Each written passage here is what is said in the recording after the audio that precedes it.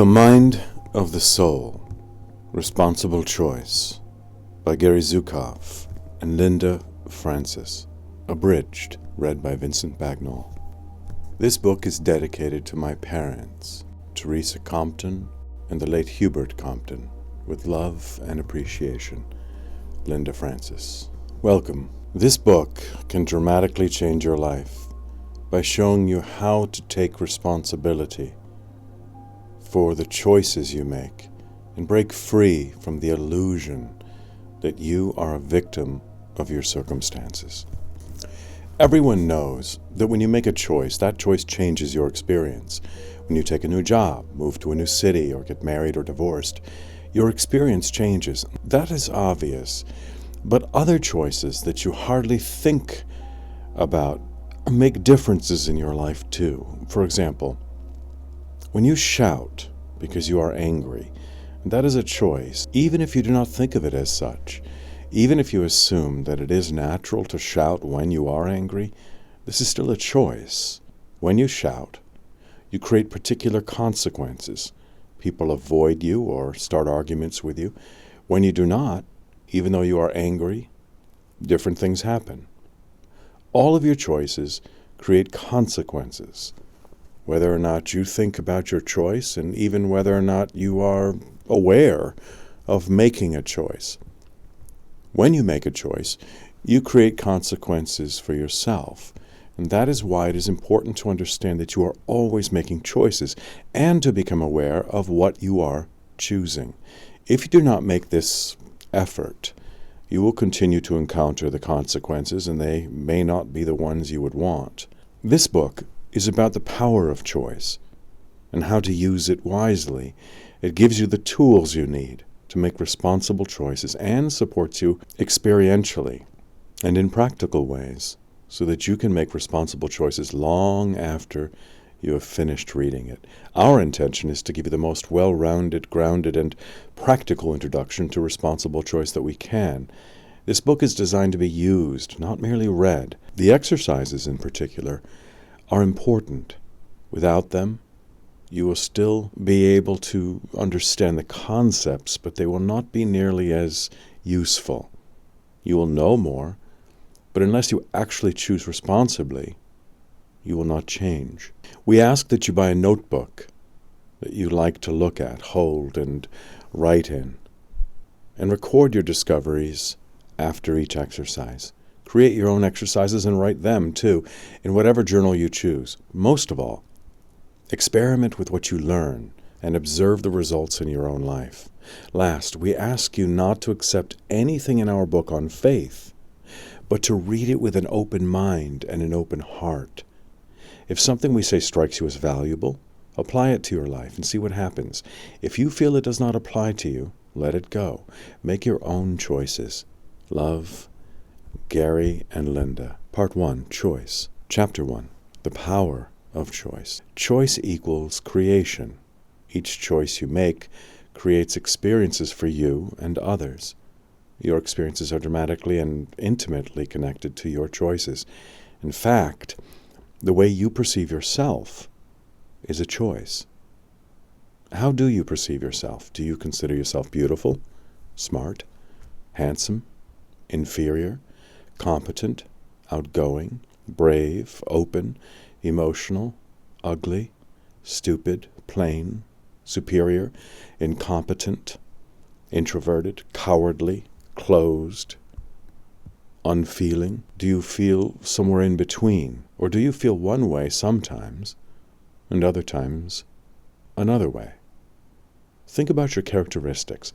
Write down the words that describe you. Take 5 or 10 minutes to make this list.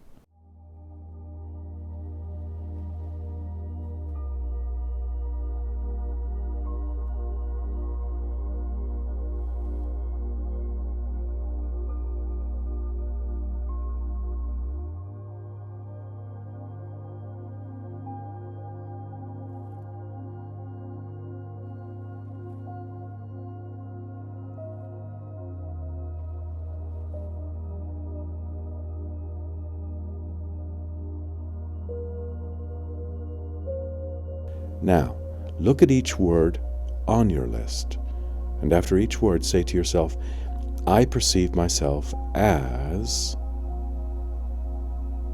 and this is a choice I have made. Keep this list.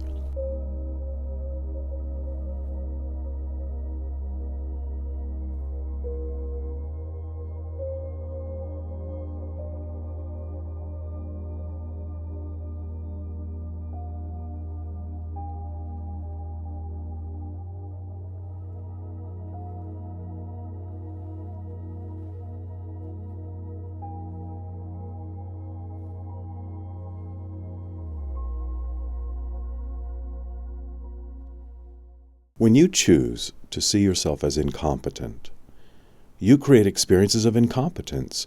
When you do this consistently, these experiences seem normal to you, and you do not expect to have other experiences. This process is self-reinforcing because after a while, you become convinced you are incompetent. But that perception results from creating these experiences. Choice equals creation. Your aptitudes and capabilities are unique. For example, you cannot will yourself to sing with perfect pitch, play professional tennis, or create a business if you were not born with appropriate interests and aptitudes. But thinking of yourself as incompetent because you do not have particular abilities and aptitudes ignores your strengths.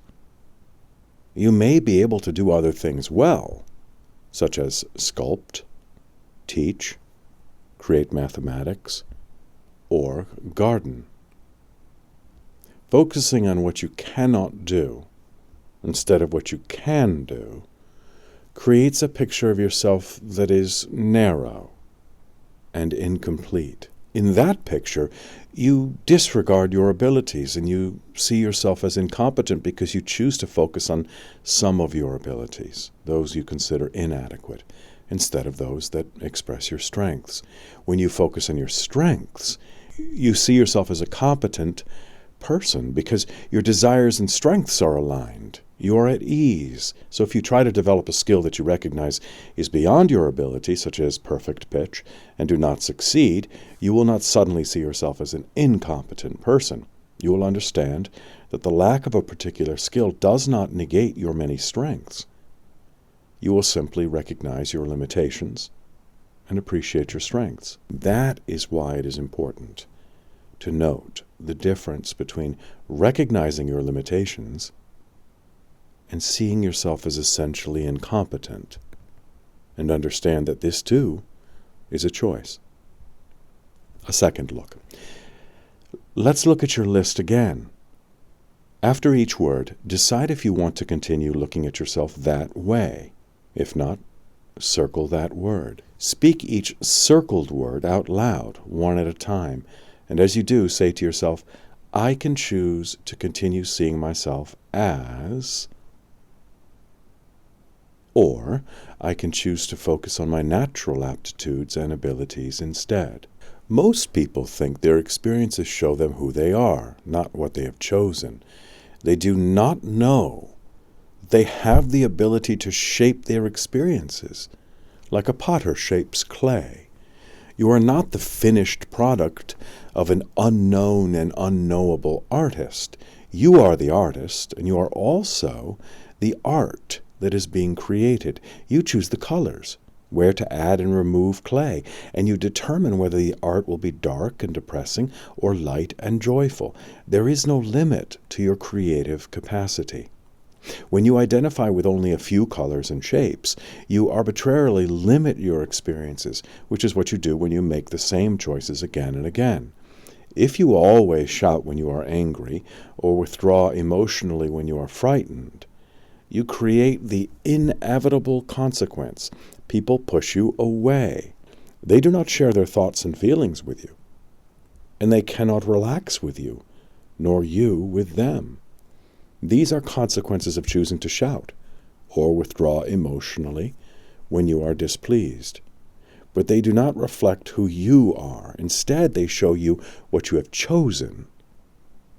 You can choose not to withdraw emotionally when you are frightened, and not to shout, even while you are trembling with rage. Then you create different experiences. People appreciate you, and you inspire them. Individuals who are struggling with the same issues start to appear in your life, and you support one another. Shouting in anger, suffering with jealousy, and withdrawing in fear reflect what you have chosen, not who you are. Until you see that your experiences are consequences of your choices, you will think that they are just or unjust, good or bad. You will experience yourself as a rudderless boat, tossed helplessly by crashing waves. This is the experience of a victim. When you make the connection between your choices and your experiences, you do not have to create the same experiences again. You can create different experiences by choosing differently. Then your boat will have a rudder. Your hand will be on the tiller, and you can navigate whatever waves come your way. Each moment offers you an opportunity to choose anew. In other words, you no longer have to make the same choices you made in the past. When you choose differently, you create differently. Your reactions to anger, jealousy, and fear are not the only reactions you are capable of. They are simply choices you have made so often that you cannot imagine choosing otherwise, but they are choices nonetheless. When you react angrily, you create the same experiences you created when you reacted angrily in the past. And when you react in fear, jealousy, or vengefulness, you do the same thing. You put yourself into a self-constructed prison where you will remain until you choose different responses. You are the prisoner, and you are also the one who can set you free. Which role do you choose? Set yourself free. The next time you feel an impulse to engage in a behavior you think you cannot change, imagine that you are about to put yourself in jail. If instead you choose to think, speak, or act differently, imagine you are walking away from a jail. Keep a log of when you put yourself in jail and when you set yourself free.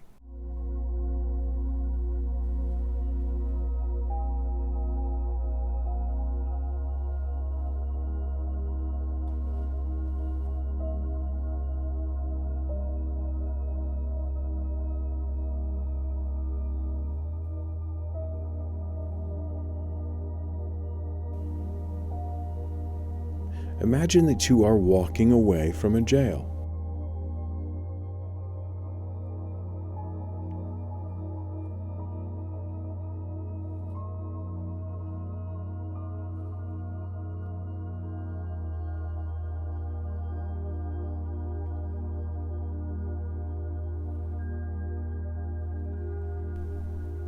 You may have been born angry, but you do not need to die angry.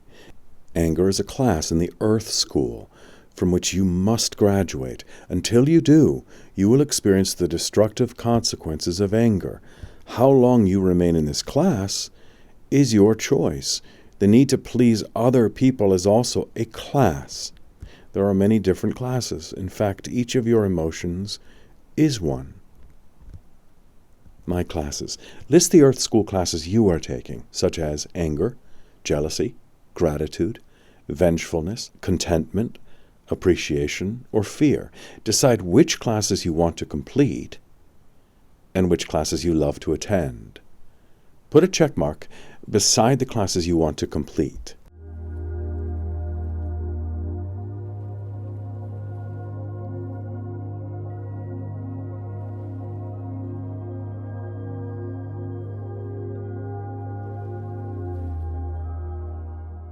You continually make choices, whether or not you think about them, and each choice creates experiences for you. Choices that appear significant create consequences for you, and so also do choices that appear trivial. You create consequences with your choices from your birth to your death. Choosing is the act of creation. You may think you have no choice because, for example, your body does not look the way you would like it to look, or the person you want to be with does not share your affection. But nevertheless, you must choose what you will say and do next. Most people think carefully about moving, changing careers, and getting married. They research, analyze, feel, and use their intuition. They look at these choices as important because they know they are not everyday choices. Yet other choices are even more important, and you make them each moment. The most important choices you make are the choices about how you see yourself, the universe, and your relationship to the universe. The most important choices are how I see myself, how I see the universe, and my relationship with the universe. When you see your life as meaningless, view yourself as insignificant and powerless, or look at the universe as dead, merciless or random, you create painful experiences. But when you see your life as meaningful, view yourself as a loving, compassionate, powerful, and creative spirit, and look at the universe as wise and compassionate, you create healthy and ecstatic experiences. No matter what you choose, you create experiences for yourself. Your only choice is what experiences you will create.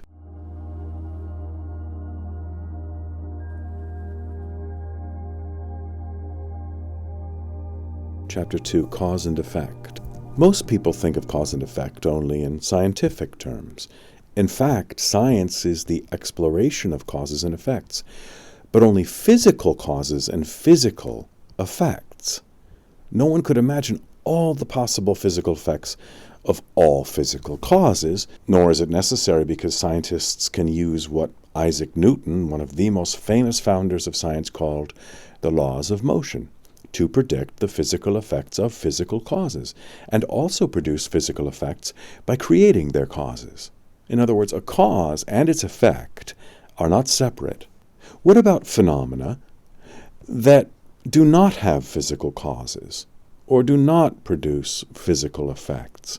They are excluded from science. For example, love, reverence, hate, jealousy, contentment, gratitude, and joy are excluded, as are your hunches, insights, the experience of meaning, and the content of your thoughts. Nonetheless, all of these have effects. Consider, for example, acts of kindness. A week of kindness. Go out of your way to be friendly and kind to people that you encounter during this week. Extend this kindness to people you talk to on the phone, email, or write. Then, notice how you feel and what effects you observe in your life.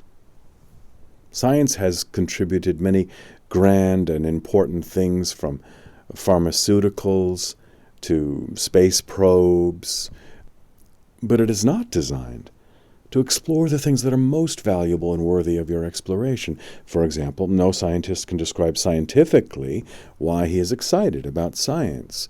Newton created the laws of motion about 300 years ago, but science is a product of something much older, the exploration of the physical world with the five senses.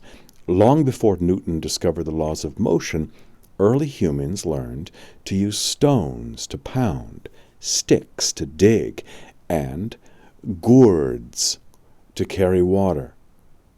And with tools such as these, they created shelter, clothing, agriculture, and eventually science. Now the exploration of physical reality can no longer help us to evolve or even to survive. Our experience is expanding beyond the limitations of the five senses, and we are becoming aware of non-physical reality, intelligence, compassion, and wisdom that is real but not physical. We are also beginning to see the dynamics that underlie physical appearances. As we do, we are becoming more interested in them than the appearances they produce. Our experience is expanding beyond the limitations of the five senses. In other words, the human species is becoming multisensory. The five senses are a single system whose object of detection is the physical world. The physical world is all that the five senses can detect. But multisensory humans can detect more. They have hunches and insights, and they see meaning in everyday circumstances, among other things, within a few generations, all humans will be multisensory. Am I multisensory? Make a list of the ways you can identify that you are multisensory. For example, I sense what decision I need to make. I have hunches. I value my insights. I use my intuition. Sometimes I know more than I can see. The goal of 5th-century humans is to survive, which they have done by developing the ability to manipulate and control external things. That is external power. Multisensory humans are not satisfied with controlling more or having more. Their goal is spiritual growth, and they understand power in a new way, the alignment of the personality with the soul. That is authentic power. Try it out. Remind yourself that you are multisensory. You would not be reading the book if you were not. Say to yourself, I will use my multisensory perceptions to see my challenges today as opportunities to grow spiritually. Or, ask yourself, using my multisensory perceptions, how would I use my life differently today?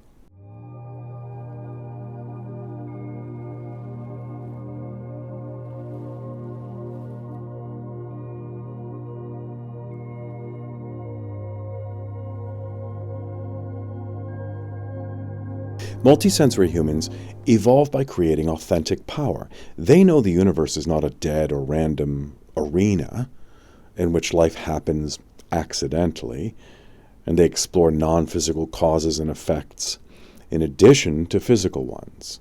And they explore non-physical causes and effects in addition to physical ones.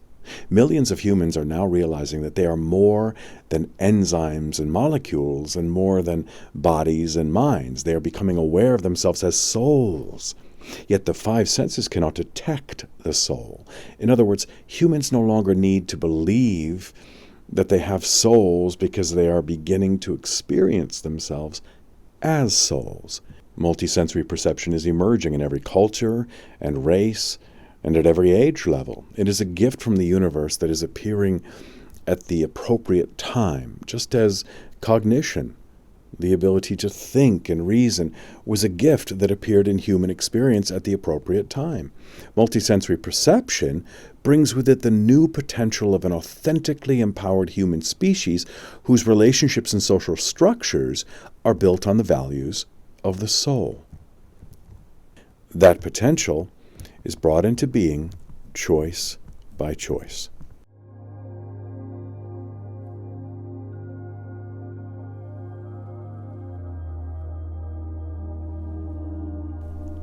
Chapter 3, The Science of the Soul. It is not possible to understand responsible choice without understanding cause and effect, and science is the most complete study of causes and effects ever undertaken. Until now, however, science has concerned itself only with physical causes and physical effects. Multisensory humans are creating a new science, the science of the soul. The science of the soul is not limited by the perceptions of the 5 senses. It explores non-physical causes and effects, physical causes and effects, and the non-physical causes behind physical causes, which are intentions. It utilizes the dynamics that underlie physical appearances to create beneficial consequences and to avoid destructive consequences. 5 sensory endeavors cannot do that because they can only manipulate and control. For example, no war against war, campaign against hunger, or movement against exploitation has been totally successful because none has taken into account the non-physical cause of war, hunger, and exploitation. The science of the soul deals directly with that cause, which is consciousness. The science of the soul investigates how to pull up the roots of war, hunger, exploitation, and all painful and destructive experiences permanently. 5 sensory scientists think that physical reality shapes consciousness. Scientists of the soul see that consciousness shapes physical reality. The science of the five senses ends with understanding the relationships between physical causes and physical effects, while the science of the soul begins there and goes much deeper. It explores the larger arena of non-physical reality. If a fool looks into a mirror, a saying goes, a sage will not look out. In other words, a reflection will not change until what is reflected changes. Your experiences are a mirror, and your intentions are reflected back to you by them. The discord, competition, hoarding, and exploitation that surround you are reflections that will not disappear until you change, and you will not change until your consciousness changes. A five-sensory scientist experiments in a laboratory by creating physical causes and observing physical effects. Scientists of the soul use their lives as their laboratories. They prepare non-physical causes, choose their intentions, and observe the effects. You can become a scientist of the soul also. First, before you act or speak, become aware of your intentions. Second, consider the probable consequences of each of your intentions. Third, choose the intention that will create the consequence you desire.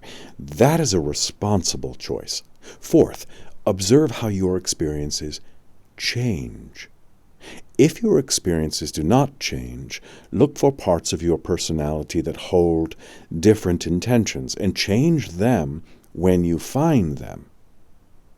Then do the experiment again. This is the new scientific method.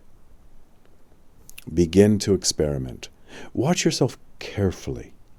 Notice what you do and what you say. For example, do you wake up grumpy or happy? Are you polite to some people and impatient with others? Are you doing what you love or what you would rather not do? Begin to experiment with seeing each moment as an opportunity to choose the experience you want. A war against a war is itself a war. War looks into the mirror and war looks out. The consciousness of war can create only war. Ending war in the human experience requires more than watching television and disapproving or feeling shocked or hopeless or political activism. It requires a change of consciousness. Until you change the consciousness of war in yourself, the consciousness of enemies, allies, villains, and righteousness, you will continue to create wars. You will judge, criticize, blame, and attempt to change people. That is to say, you will create war in your consciousness. Human consciousness has created every war in human history, from the Peloponnesian Wars to the World Wars to the warfare that surrounds us today, including terrorism. Until you change the consciousness of war in you, you will live in a world at war. If you want the earth to become a planet of peace, you must become a person of peace. That is how important the transformation of your consciousness is. Scientists of the soul change the reflection they see around them by changing what is reflected. Changing the consciousness that creates poverty, hunger, and exploitation into the consciousness that cherishes life solves those problems permanently. The science of the soul probes far below the surface of appearances and into the depths of intention. It utilizes the power of your creativity, applied with your awareness and directed by your intentions. And that is how scientists of the soul utilize the universal law of cause and effect. When your consciousness is kind and loving, it creates experiences of kindness and love. And when it is violent, it creates violent experiences. When you care for others, others care for you. And when you manipulate with kindness, you will be manipulated, and so on. Look in the mirror. Imagine that everything you see around you, the character of your friends, the experiences you encounter, is a mirror of your consciousness. Notice what you like and what you don't like. Do this until you feel you are getting to know your reflection. Write in your journal what you intend to change and what you intend to continue. When you participate in a cause, you will participate in its effect.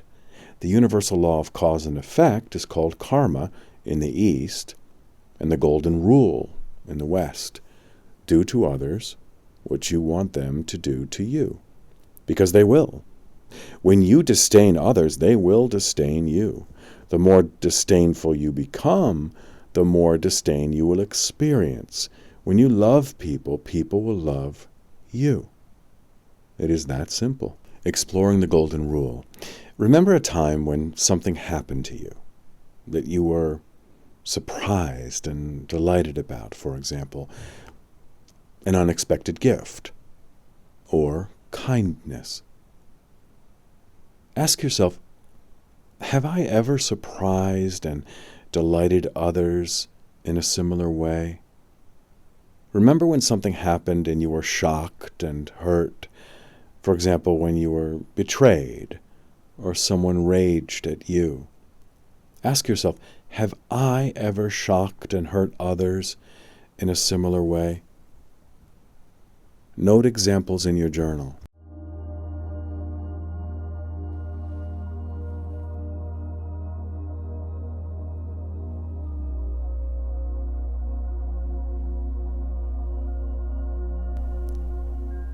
Scientists test their ideas by experimenting with them. Test the universal law of cause and effect yourself and see what anger creates in your life the next time you are angry, and what forgiveness, resentment, and patience create. The new scientific method. Number 1, become aware of your intentions. Number 2, consider what each of your intentions will create. Number 3, choose the intention that will create the consequences you desire. This is a responsible choice. Number 4, observe how your experiences change. Number 5, if your experiences do not change, find the parts of your personality that hold different intentions and change them. Number 6, do the experiment again. There is no limit to the number of ways you can experiment with the universal law of cause and effect. Every moment brings you a new opportunity. Become a scientist of the soul. The next time you are not sure what consequence your action will create, number 1, pause. Number 2, ask yourself, what is my intention for doing or saying this? Number 3, then ask yourself, what will my intention create? Number 4, if you do not like your answer, try another intention. Number 5, choose the intention that creates the consequence you want. Number 6, notice how your experiences change or do not change. You continually make choices, and you continually experience consequences of the choices you have made. This dynamic is already at work in your life. Now inject consciousness into this dynamic and use it wisely. That is the pursuit of authentic power. Chapter 4, Attraction. Imagine that neighbors of every color are attending a large block party and forming naturally into groups. Which group would you join? The yellow, black, brown, red, or white group? Most individuals feel more comfortable with people like themselves, unless they are trying to disown who they are. In that case, they are attracted to people who are the opposite of themselves, or at least different. In general, though, people identify more easily with those who dress, speak, and act the way they do because there's a greater feeling of safety in familiar surroundings. In other words, individuals who share similar experiences form collectives, each of which is a refuge for those within it, such as the island of white students in a cafeteria of black students, and the island of black students in a cafeteria of white students. Hispanic gangs, black gangs, and white, all-male, no-Jews country clubs are also examples. So are social clubs, professional clubs, cultures, religious nation-states, and every us and them division. Collectives pervade the human experience. Within each are more collectives, and within those are yet more. Find your collectives. Make a list of the collectives you belong to. For example, mother, student, male, female, Christian, American, wife, son, Asian, grandparent, white, divorced, Buddhist, business person, black, father, yellow, European, daughter, human. Beside each collective, put a number from 1 to 10. 10 indicates you identify very much with that collective. 1 indicates you seldom think of yourself in terms of that collective. Notice which collectives you identify with the most. Collectives overlap. For example, the collective of Muslims contains collectives of Americans, Asians, and Africans, among others, and each of those contains collectives of mothers, business people, students, soldiers, etc. Each life unfolds simultaneously in layers upon layers of collectives. For example, one individual is Catholic, American, a mother, and a teacher. Another is Japanese, Buddhist, a farmer, and a son. Yet another is Brazilian, a student, and a daughter. Each feels comfortable with those in his or her collective and less comfortable or separate from those who are not. Individuals define themselves by their collectives. A white American Christian businessman, for example, sees himself in those terms. When the collectives that an individual uses to define himself are different from the collectives of another, a gap appears. That gap is fear. The white American Christian businessman relates easily to white American Christian military men, and also to white German Christian business women, because they participate in most of his collectives. He relates less easily with yellow Chinese Confucian business people, and even less easily with black, African, Muslim bricklayers. The more differences there are between the collectives that define individuals, the more fear exists between those individuals. In other words, the more differences there are between collectives, the more fear exists between them.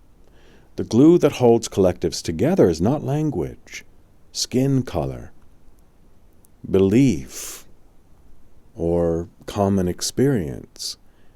It is fear. Within a collective is comfort and safety, while outside the collective is danger. Even violent collectives such as gangs, alcoholic relationships, and abusive families appear safer to individuals within them than unfamiliar collectives. Every nation, culture, race, and most religions have a history of violence and exploitation, yet each appears safer to its participants than unfamiliar collectives. The same fear that attracts similar individuals holds collectives together. If this were not so, cultures, races, and religions would have blended long ago, and individuals within them would relate soul to soul. instead of black to yellow, white to brown, Jew to Buddhist, and Christian to Muslim. That is why collectives cannot unify humanity, but can only divide it further. The more frightened an individual is, the more he will identify with his collective, and the more violently he will defend it. Nazis, the Ku Klux Klan, and fundamentalist movements, for example, are collectives of individuals who are so frightened they cannot tolerate even minor differences. The attraction individuals feel to others like themselves is one side of a coin. The other side is the repulsion they feel for those who are different. The other side of your coin. Whom do you separate yourself from? Take some time to think about this question. This might be a new way of looking at yourself and others, so be gentle and compassionate with yourself. Write what you discover about yourself in your journal.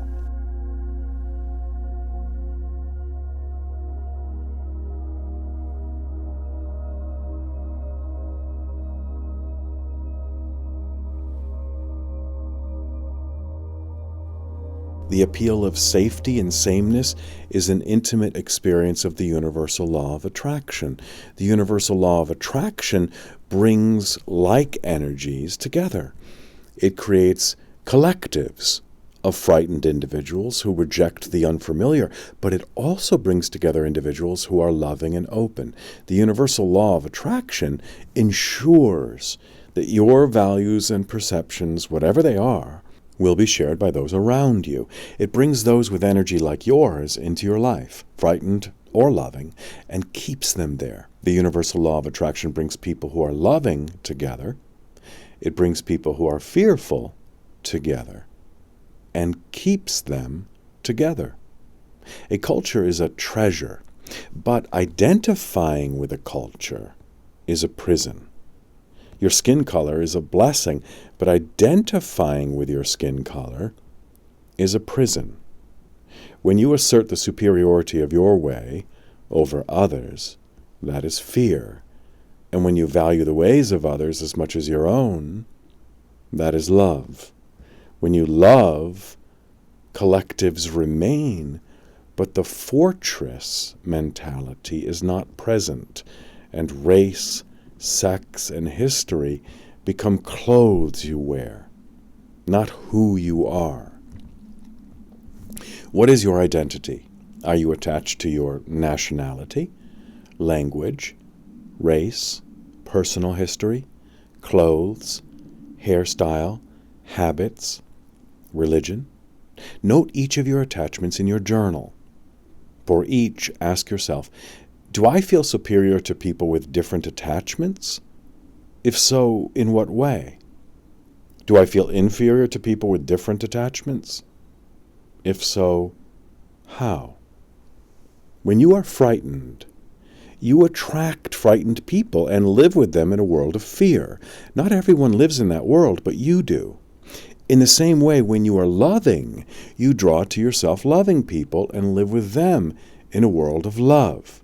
Not everyone lives in that world either, but you do. When you understand the universal law of attraction, you can choose for yourself. In fact, you choose your world, whether or not you understand the universal law of attraction, and even if you do not know about it.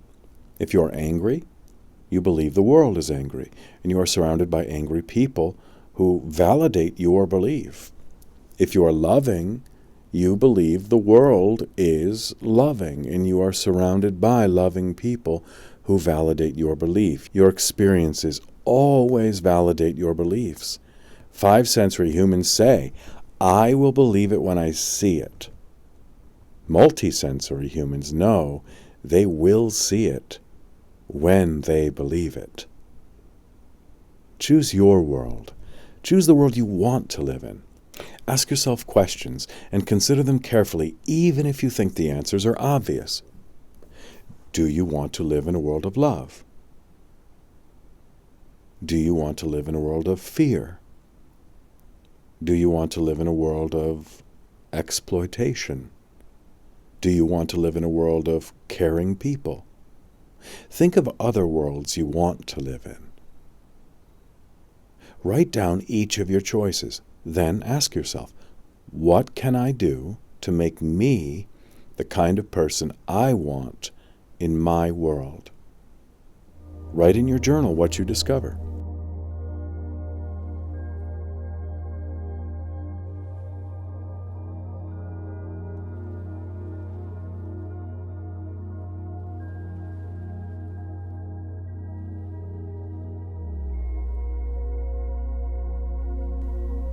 You can attract the type of people you want in your life by becoming that type of person. If you want loving people in your life, you must become loving, which means finding the parts of your personality that are not loving and changing them. If you want to live in a world that is less violent, you must find the parts of your personality that are violent and change them. The process of change is not easy, but it is the heart of spiritual development. When you identify with your collectives and fear people who do not belong, you attract people who identify with their collectives and fear people who do not belong. In other words, you isolate yourself in fear and attract others who are doing the same. And if you impose the values of your collective on others, you attract individuals who will do the same to you. This is the origin of war. You cannot change your world by changing others, because to change your collective, you must change yourself. When you change yourself, you attract people with your new values and perceptions, while old friends and collectives fall away. For example, when you replace your anger with patience, you will no longer be attracted to your old friends who are angry, and they will no longer be attracted to you, because you will have no further need of rage, but they will. When you replace your fear with compassion, compassionate people will become more interesting to you, and so on. Whom do you want in your life? Pick 3 important characteristics you want the people you bring into your life to have. For example, I like generous people. I admire people with courage. I want to be with people who have integrity. Make a list. Think about each of the characteristics on your list, one at a time. How would someone with that characteristic behave? What would that characteristic look like? What would you feel around someone with that characteristic? What would having someone with that characteristic in your life mean to you? Consider that to bring a person with this characteristic into your life, you will need to develop that characteristic yourself. For example, if you want generous people in your life, you will need to develop your own generosity. The same is true of kindness or courage or anything else. Write in your journal the things you need to change or to develop in yourself to bring into your life people with the characteristics you want.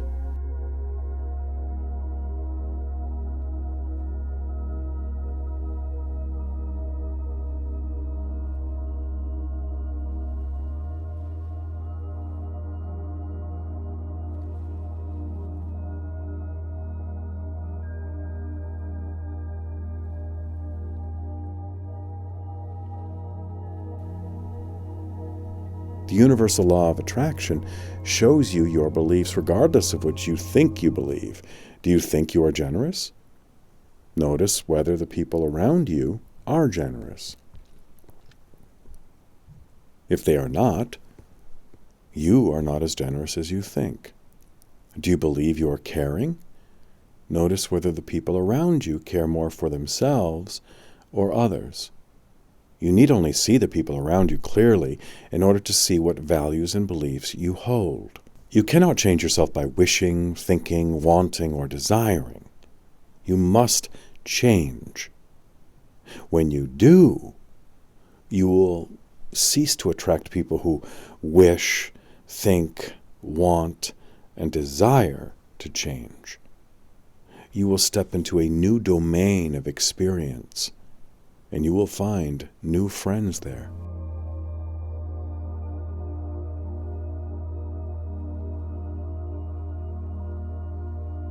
Chapter 5. Intention. Intention is the use of your will. It is more than wishing about something or wanting something or even praying for something. It is determining to create it. An intention is a commitment to accomplishing an objective, to creating something that was not there, or to continue creating something that is. Intention is the difference between having a vision and bringing it into the world. Inspiration is common, but inspired action is rare. The insight that illuminates a moment in the shower or occupies your thoughts while you daydream has no effect upon you or others, but using your idea or applying your insight does. The difference is intention. Imagine a billiard ball moving across the smooth felt surface of a table. It continues in the same direction until it hits the side of the table or another ball. Until then, nothing affects its travel. Your life is a trajectory through the earth school that began when you were born and will end when you die.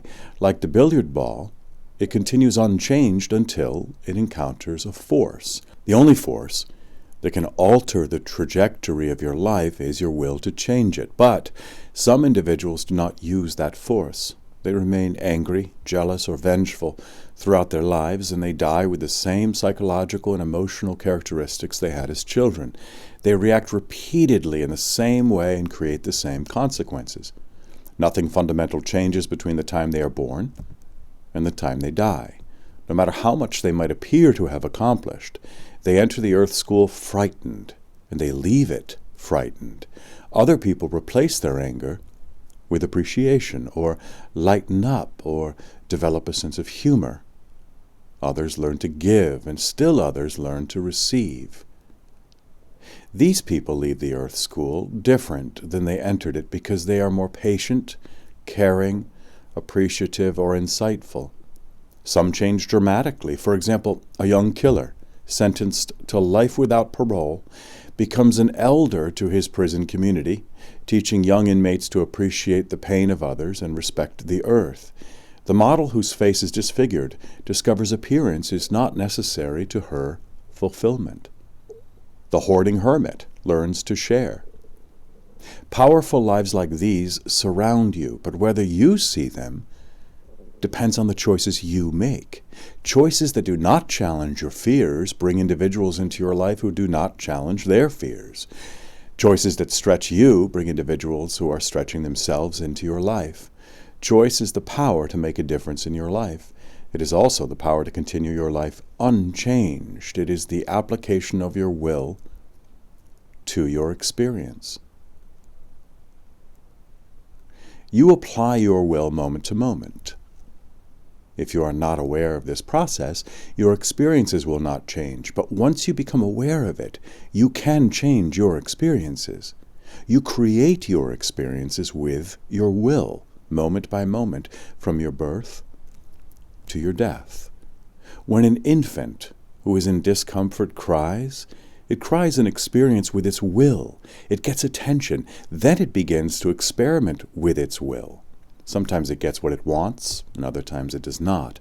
This process continues until death. Each life on the earth is an experience of the use of will, but in some cases, it is an experiment with the use of will. The difference between an experience of your life and an experiment with your life is awareness of choice.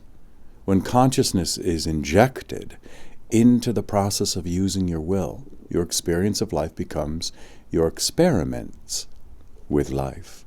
Your life is no longer a passive experience, something that happens to you. Perceptions of good and bad luck disappear, and you think instead in terms of choices and consequences. When you shift your orientation from a victim to a creator, your life ceases to frighten you and becomes interesting. Victim or creator. List the aspects of your life that you are most aware of. For example, your job, partner, house or apartment, salary, status, race, cultural background. Ask yourself one aspect at a time, which of the following statements feels more appropriate to you? Be truthful. Number 1, I wish this person or situation were not like this. Victim. 2, I know this person or situation is perfect for me at this moment. Creator. Write a 1 or 2 beside each aspect to remind you of your answer.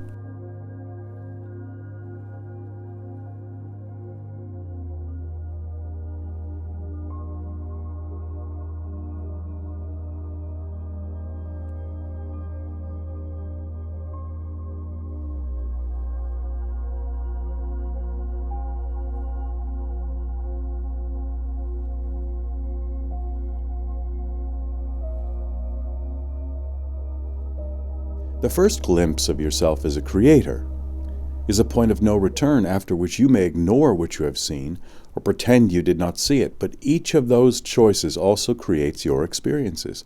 The spiritual path is not an escape from responsibility. It is a journey into the full depth and scope of your creative power and your responsibility for it. You may think about getting a new job, going to school, or writing a book, but until you decide to do it, nothing happens. You drift through thoughts of what could or should be. Your job remains the same. You do not go to school, and your book remains unwritten. In other words, you have used your will to stay in the same job, not go to school and leave your book unwritten. You have used your will to stay in the same job, not go to school and leave your book unwritten, because if you had decided to do them, they would be done. You decided not to do them, and so they did not get done. Nothing is accomplished without intention. No yard gets mowed, car gets washed, or book gets read without a decision to do so. Behind every action is the intention of the actor. An intention is a quality of consciousness that accompanies an action. It is the motivation for the action. The action, such as seeking a new job, is visible, and so is the effect of the action, such as finding the job. However, the intention behind the action cannot be detected by the 5 senses. For example, some people change jobs to make more money, some to find more meaning, some to gain influence, and others to help people. Of those who seek money, some intend to send children to school and others intend to ski. The action is not fundamental. The unseen reason behind the action is. That is the intention. Actions that appear the same can have different intentions. One individual may donate to a charity to obtain a tax deduction, while another may donate to help children. Their actions are the same, but their intentions are not. The first individual intends to benefit himself, and the second intends to benefit others. You cannot see these intentions, yet the consequences they create are different because consequences are determined by intentions, not actions. The intention, not the action, is the cause. Every intention sets the universal law of cause and effect into motion. Newton's laws of motion describe the relationship of physical causes to physical effects. The universal law of cause and effect encompasses much more. It relates non-physical causes, intentions, to effects. When you understand the universal law of cause and effect, you will easily be able to see why the intention to reduce taxes creates one set of consequences, and the intention to help people creates another. The first glimpse of yourself as a creator is a point of no return. The universal law of attraction brings like intentions, not like actions, together. When you intend to benefit yourself, you will encounter others who intend to benefit themselves, even while appearing to be helpful. And when you intend to help people, you will encounter people who intend to help you. Multisensory humans see not only the physical cause, but also the intention behind the physical cause and the effect of the intention. They see the entire dynamic. This allows them to create the experiences they desire by choosing their intentions. Whom are you attracting? Take a moment to think about the people in your life. In general, are they people who please others so they feel better themselves, gossip, love life, trust the universe, don't understand why things happen to them, want revenge, are angry and shout, are angry and don't shout, give freely. Create your own list so you can see whom you are attracting. Write what you learn about yourself in your journal. Your intentions determine your experiences, whether or not you are aware of your intentions. When you become aware of your intentions, you can change your experiences by changing your intentions. The choice of intention is the fundamental choice. You need only know your intention, and the universal law of cause and effect, and the universal law of attraction will do the rest. Most people think an intention is a goal. For example, an athlete tends to run her best race. A father intends to feed his family, no matter what. A sick person intends to become healthy, etc. But a goal is not an intention. It is an out-tension. An intention is different from an out-tension. What most people call intentions are actually out-tensions. An out-tension is the application of your will to accomplish a physical goal. An intention is the quality of consciousness you bring to an action. When you choose an out-tension, you choose a physical goal. When you choose an intention, you choose a consciousness. An intention is the quality of consciousness you bring to an action. An out-tension creates physical causes and physical effects. For example, graduating with honors, getting a promotion, and winning at tennis are out-tensions. The same out-tension can have different intentions. You can tend to keep someone off a boat because you know he cannot swim or because you want his place on the boat.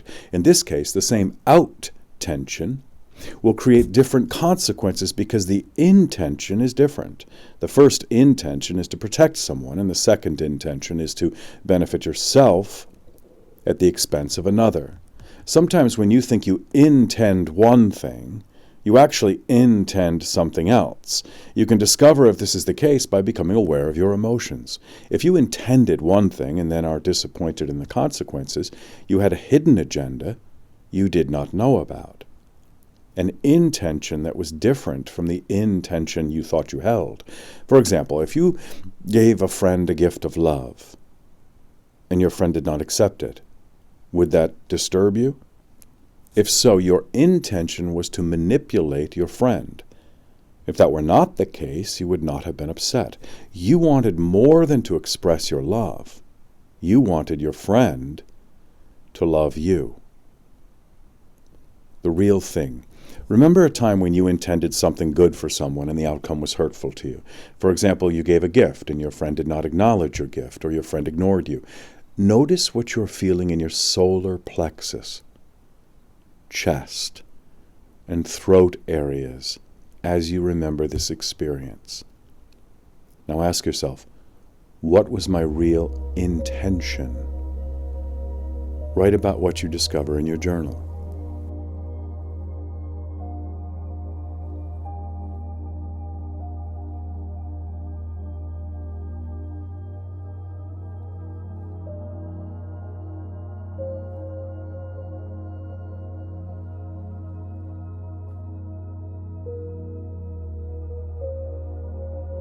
When your intentions are the intention of your soul, you attract others who hold the same intentions. Even if your out-tensions are different, you will be drawn to one another. A kind carpenter is attracted to kind teachers, kind students, and kind physicians, and a cruel carpenter is attracted to cruel teachers, cruel students, and cruel physicians. Like intentions attract. My out-tensions and intentions. Make a list of your top goals, out-tensions, for this year. Beside each goal, write your intention. Take some time to feel what your real intention is. It might be different than you think at first. For example, your out-tention is take a vacation. Possible intentions, rest yourself, impress your girlfriend, avoid a confrontation. Your out-tention is to run a marathon. Possible intentions: improve your own time, impress others, avoid spending time with your partner. Out-tension: get a new job. Possible intentions: be more creative, make more money, feel less stress. Out-tension: plant a garden. Intentions: nurture yourself, save money, avoid your feelings. Write your discoveries in your journal.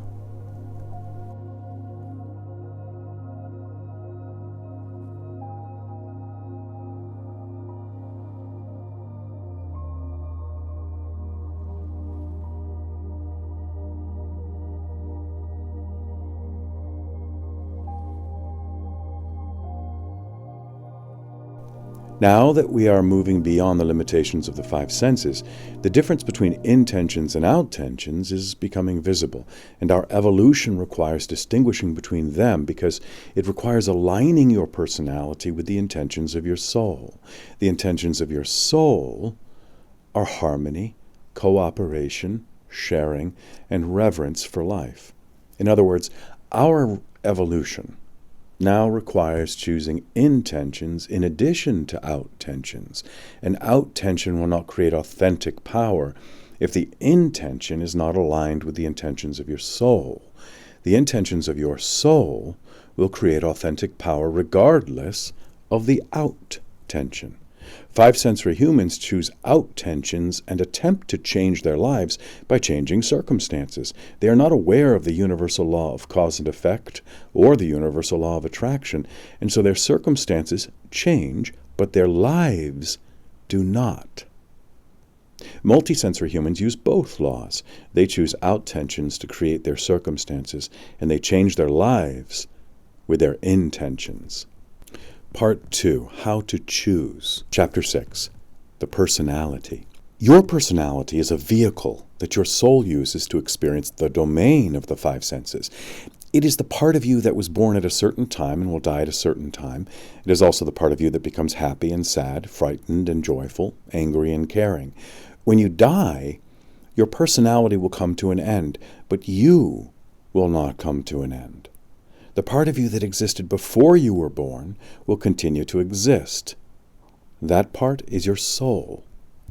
Your personality is your friend. As long as you are on the earth, you will have a personality because living on the earth and having a personality are the same thing. You cannot discard, escape, or transcend your personality while you are on the earth, but you can change it by learning from your experiences. If you do not learn from your experiences, your personality remains unchanged, and your anger, resentment, fear, and jealousy continue to control you. You experience the parts of your soul that your soul wants to heal through your personality. And these are the parts of your personality that are angry, jealous, or resentful, feel superior or inferior, and so forth. Your soul does not experience the painful emotions that pervade your consciousness. It experiences a distance from light, which your personality experiences as anger, jealousy, resentment, despair, vengefulness, inferiority, superiority, etc. All of these experiences are forms of fear, and they exist for you only while you are on the earth, while you have a personality. They are the experiences you were born to encounter, and each provides you an opportunity to respond in constructive ways, to create authentic power. Your personality is perfectly suited to the needs of your soul. Your challenges and joys, the decisions you make, and the consequences they create are all experiences of your personality.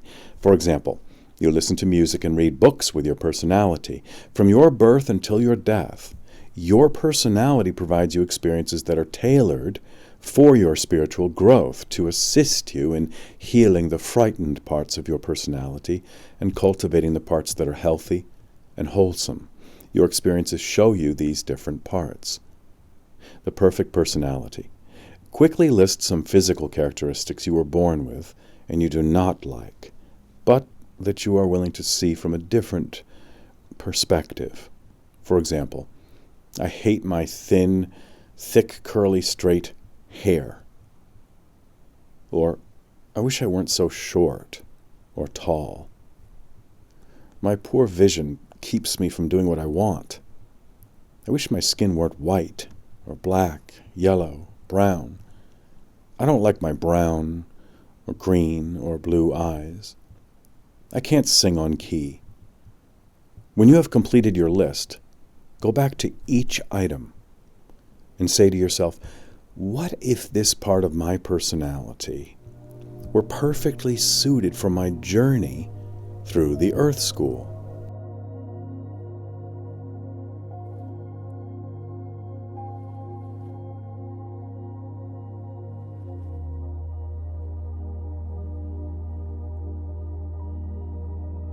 Now, open yourself to the possibility that this is exactly the way it is.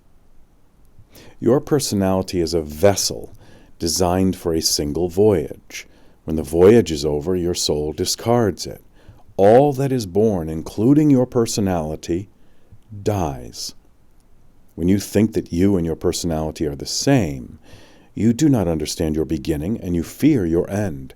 Your personality is an exquisite, appropriate, complex, and temporary energy tool of your soul. Your personality is a vessel assigned for a single voyage. Your personality includes your body. It is male or female, delicate or large, brown or yellow, and it moves through childhood, youth, adulthood, and old age without respite. When you die, your body returns to ashes and dust, its destination. Everybody will reach it. Your personality includes your intuitional structure. As you become multisensory, you become highly intuitive. Every individual experiences intuition in his or her own way. For example, some people hear sounds, music, or words. Some feel sensations, some see colors, and yet others see things they did not notice before. There are many ways to experience intuition. Your intuition helps you stay alive and safe. For example, it tells you to inspect your brakes in time to prevent an accident, or to stop at an intersection just before a truck runs through a stop sign. It assists your creativity. For example, it prompts you to miss a meeting so you can receive an important call. It also assists your spiritual growth. It is clarity when you are confused and the unexpected answer to your question. All this information comes from the non-physical world. In other words, intuition is the voice of the non-physical world, and your intuitional structure is the way you experience intuition. How do you experience intuition? Can you recall ways you have or may have experienced intuition? For example, knowing when something was going to happen before it happened, knowing what someone is feeling or thinking before they tell you, or seeing significant meaning in ordinary circumstances. Open yourself to ways you may be experiencing intuition that you haven't yet recognized. Write what you find in your journal.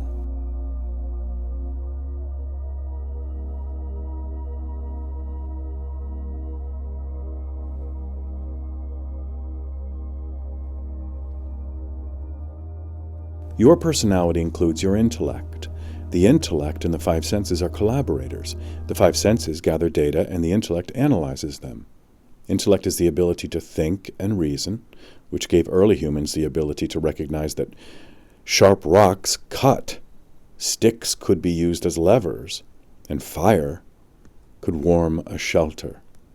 In this way, it has discovered countless means to manipulate and control external circumstances to enhance survival. That is its job. Your personality includes your emotions. Emotions are currents of energy that run through you, informing you when you are learning wisdom through fear and doubt, and when you are learning it through love and trust. When you learn in fear and doubt, you become angry, jealous, resentful, vengeful, judgmental, critical, and in other ways, attempt to control. When you learn through love and trust, you are appreciative, content, engaged in the present moment, relaxed, and fulfilled. Your personality includes your five senses. No personalities perceive exactly the same. For example, some hear better, some distinguish colors better, some have a keen sense of smell, others are touch sensitive, etc. All of these, your body, intuitional structure, intellect, emotions, five sensory perceptions, and multisensory perceptions make up your personality. You cannot give the gifts your soul wants to give, while the frightened parts of your personality are in control. For example, you cannot be angry and cooperative at the same time, resent and create harmony at the same time, or intend to win and to share at the same time. As you heal the frightened aspects of your personality, the parts that compete, hoard, create, discord, and exploit, you become more energetic and creative. Appreciation replaces judgment. You become less rigid, and people become interesting to you because of who they are instead of what they can do for you. Imagine your personality as a mansion with a different individual living in each room. Each has unique perceptions, values, and behaviors. And if you are not aware of the individuals, they do what they please. You may not even suspect that some of them are living in your mansion until you suddenly become angry, jealous, resentful, or fume, withdraw emotionally, criticize, feel superior or inferior, or are compelled to agree or disagree, and a pleasant conversation abruptly becomes disturbing. These are some of the ways you can encounter the individuals in your mansion. There are other ways also, such as realizing you immediately dislike a stranger. You might believe that you have no prejudices, but a part of your personality does. Another way is realizing you are shouting at a friend again when you wanted to reconcile a disagreement. In this case, your agenda was to reestablish a friendship, but a part of your personality had another agenda. If you are unaware of the frightened parts of your personality, they will emerge when they choose, say what they please, and do what they want. Visiting unexplored rooms. Remember a time when you disliked someone instantly. You intended to say something tender, but instead you said something hurtful. You ate to make yourself feel better. You felt close to someone and suddenly became offended by something he said. Remember every detail you can. Think of that time as an experience of a frightened part of your personality that you did not know about and that had an agenda of its own. Decide if you want to continue being controlled by that part of your personality. If not, say to yourself, I have encountered a part of my personality that is frightened, and I have the ability to choose differently next time. Write your experiences in your journal.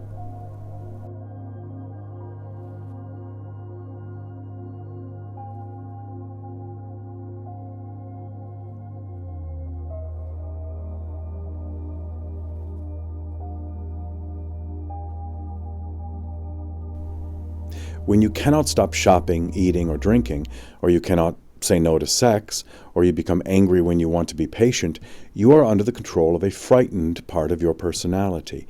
Your compulsive, obsessive, and addictive behaviors each show you frightened parts of your personality. Your personality also has parts that are kind, patient, generous, loving, and trusting, that give, receive, and care about others. And these are the parts that are aligned with the intentions of your soul.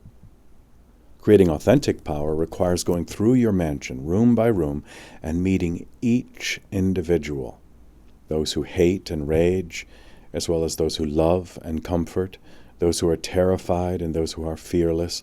Some of them you already know, others you have not met, and yet others you pretend are not there. Each part or aspect of your personality brings with it conflicting goals, perceptions, and values. Until you know all the parts of your personality, You will intend one thing and do something else. You will see yourself one way and discover yourself acting another way. For example, you will be confused and feel guilty as one part of your personality after another comes forward. Or you will strive to be compassionate but become offended instead. Whatever you choose, some aspect of your personality will disagree, and you will find yourself angry, regretful, guilty, or resentful. These are the experiences of a splintered personality.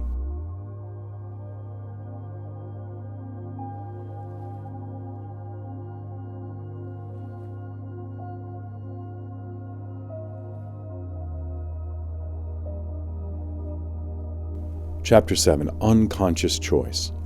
When someone pushes your button, a frightened part of your personality becomes active, and you do things you regret, such as damage an important relationship.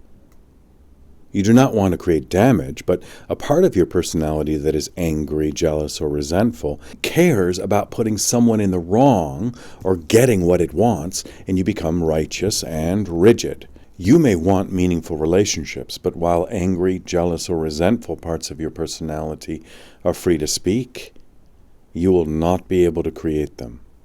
Becoming aware of the different parts of your personality allows you to choose for yourself what you will do in each circumstance. Most people can make good choices when they are calm and grounded. Can you still make good choices when you are jealous, vengeful, angry, feeling inferior, or feeling superior? Name your parts. Name the parts or aspects of your personality you know are out of control. Here's a clue. Look for any automatic emotional reactions, obsessive thoughts, compulsive behaviors, or addictions. Make a list in your journal. You will use this list in the next exercise.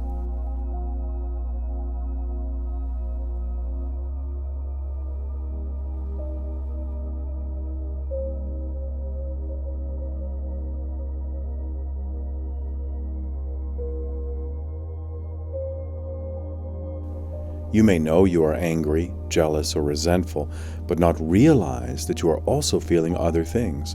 For example, when I joined the Army, I knew I was angry, and that I was frightened of parachuting and of dangerous missions. But what I did not know was how frightened I was of trying and failing, of being rejected, of not living up to my expectations and the expectations of others, and of being ridiculed. In fact, I was so frightened of these things, I did everything I could to prove I was brave. These frightened parts of my personality controlled my actions most of the time. They led me to enlist in the Army, join the infantry, become a Green Beret, and volunteer for Vietnam.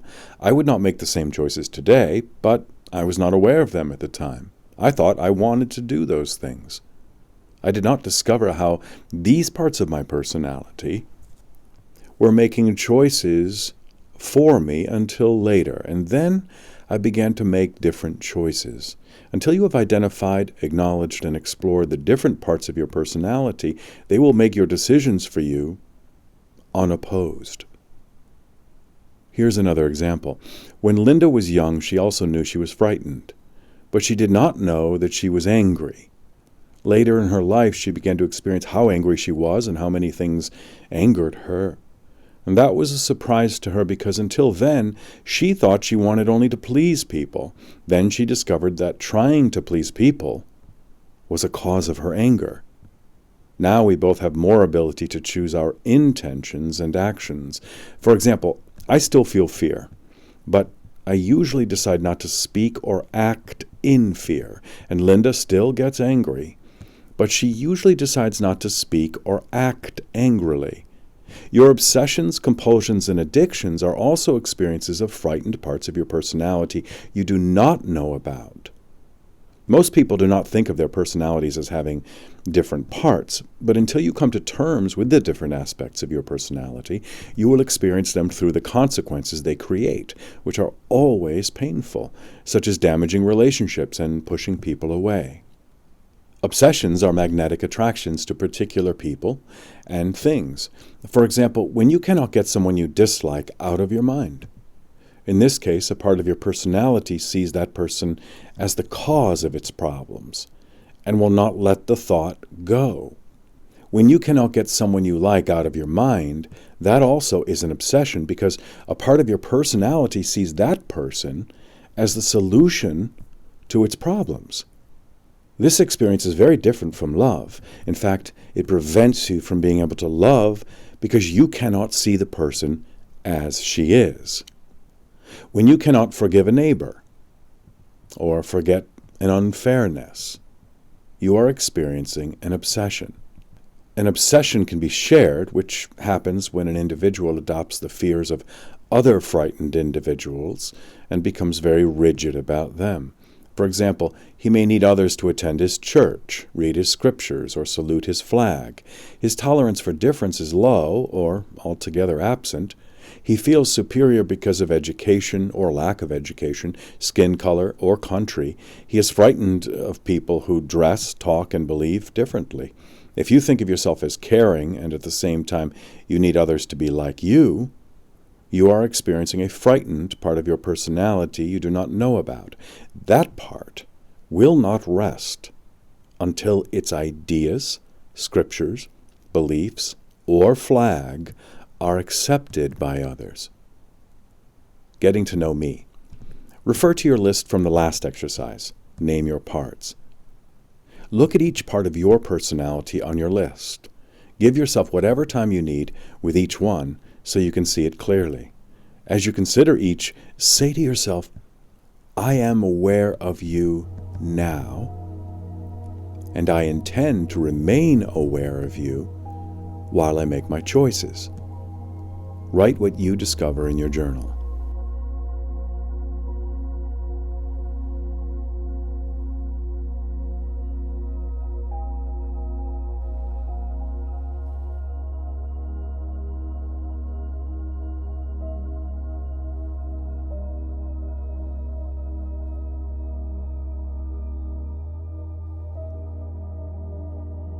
A compulsion is the need to do something, whether or not it is appropriate. For example, some people dress up when they leave home, even if they're going to the grocery store, while others eat their meals one kind of food at a time, because they become extremely uncomfortable if they do not. You may be late for an appointment, but even so, you rearrange the papers on your desk, fold the laundry, and listen to your answering machine before you leave the house. You know you'll be late, but you do these things anyway because otherwise you feel uncomfortable. The discomfort you feel as a result is the compulsion. Any activity can be compulsive, such as the need to buy more tools, clothes, or shoes than you need, or to own the latest technology or wear the latest style. As long as you feel compelled to do something, you still have a part of your personality to get to know. Your addictions are the parts of your personality that are entirely controlled by external circumstances. They are your greatest inadequacies. For example, when an alcoholic sees alcohol, she drinks. When a sexual addict meets a willing partner, he has sex. And when a food addict finds food, he eats. An addict is a robot that has no freedom. A stimulus appears, and the rest is automatic. Her life is an uncomfortable repetition of shopping, drinking, sex, eating, gambling, or whatever the frightened parts of her personality she does not know about demand. When you are under the control of an addiction, you will rationalize what you do. If you cannot refuse alcohol, for example, you will tell yourself that a drink helps you relax. Or if you cannot refuse sex, you will tell yourself that you are a loving person. Most people go from the consequence of one unconscious choice to another throughout their lives. They do not understand why they cannot keep friends, why they become ill, why they cannot finish projects, or why others do not respond as they desire. Each painful emotion and uncontrollable reaction is a reminder to look inside yourself, not outside yourself. There is no other way to meet the unconscious parts of your personality. If a friend tries to point them out, you will become irritable, angry, withdrawn, defensive, bored, or feel misunderstood.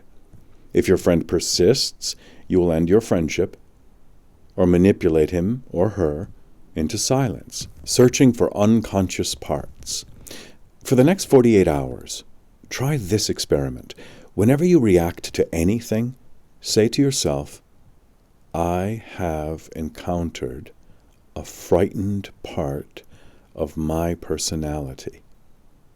Make a note of what you reacted to and how you reacted. Describe what your experiment revealed to you in your journal. These are experiences of unconscious choices. There is no joy in them, and there is always pain. You will make unconscious choices until you bring the parts of your personality you do not know about into your awareness. Examine them and change them.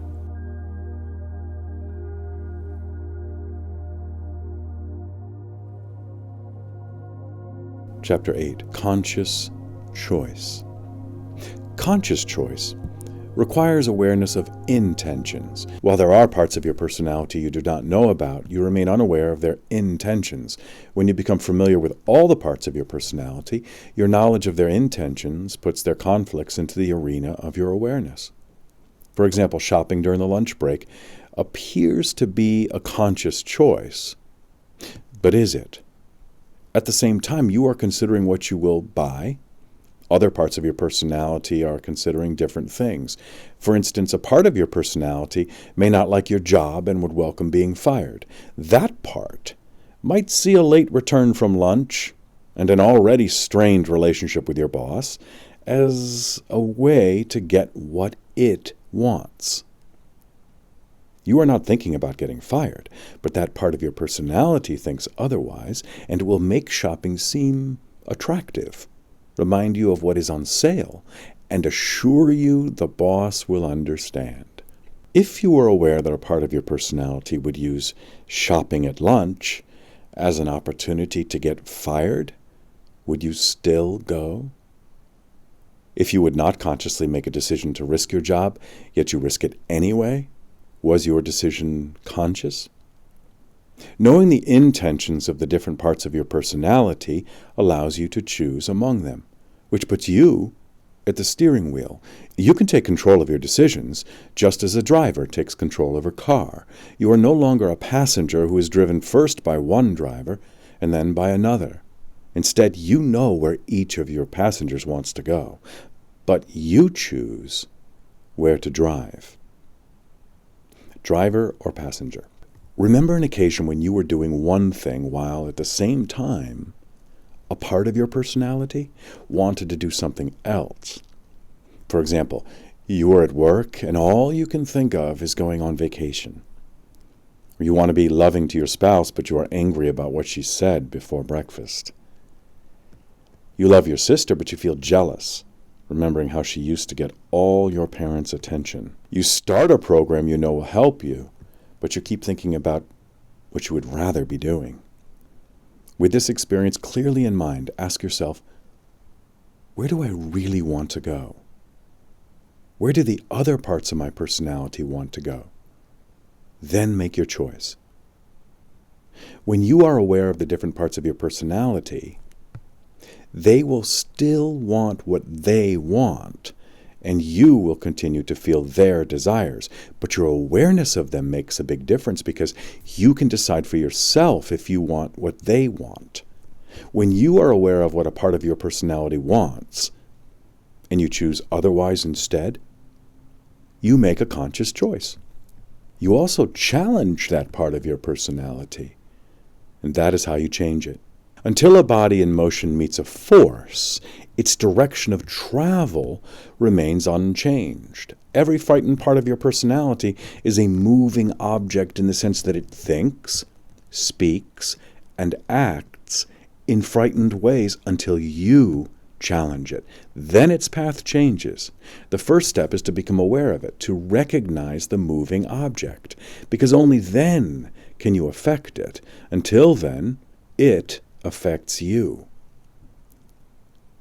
Again, you become aware of a frightened part of your personality by feeling the uncomfortable physical sensations it produces in your body. If you become enraged and choose not to speak in anger, even while you are trembling with rage, you challenge the angry part of your personality, which is different from suppressing, repressing, or denying your anger.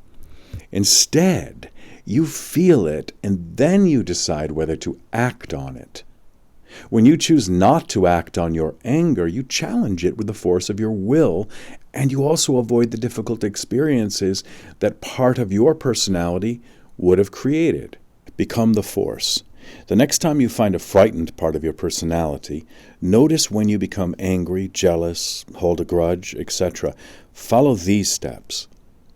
Number 1, stop.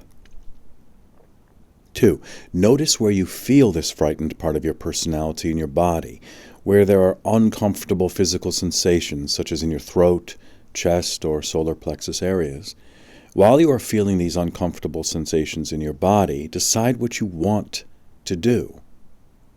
Every time you use this practice, record what you experienced and what you decided in your journal. Imagine that you are at a large house party. Some of the guests are kind, some are angry, some are patient, some are jealous, and some are gentle. Others are so rude you wonder how they got invited. You recognize some of the guests, but not others. The house represents your personality, and the guests, different parts of your personality. All have been invited by your soul. You stand at the door greeting them. If you're not aware that each has an invitation from your soul, you will welcome some, ignore others, and still others you will try to have thrown out. On the other hand, if you know how special the guests are, you will greet even the loud, angry, jealous, and frightened ones warmly and want to know them better. You are always at this party. It began when you were born and will end when you die. If you become only the generous, gentle, and caring guests, the angry, jealous, and frightened guests will nevertheless be at the party, and they will continue to quarrel with one another. You can try to ignore them, but their conflicts will remain. And this is what happens when you see yourself only as generous and gentle, for example, but ignore parts of your personality that are angry, jealous, and vengeful. Your guest list. Make a list of the aspects of your personality you welcome and those you do not. Take your time. Consider, for example, the following. Welcome parts: loving, generous, playful, patient. Unwelcome parts: sloppy, secretive, jealous, vengeful. Now, one by one, imagine welcoming them as though they were friends. Notice how you feel as you welcome each. Note especially the physical sensations in your solar plexus, chest, and throat areas. Continue this practice until you begin to see all the parts of your personality as honored guests. In the same way, when you see yourself only as quiet, you do not meet the parts of your personality that are loud, but that does not prevent them from speaking loudly.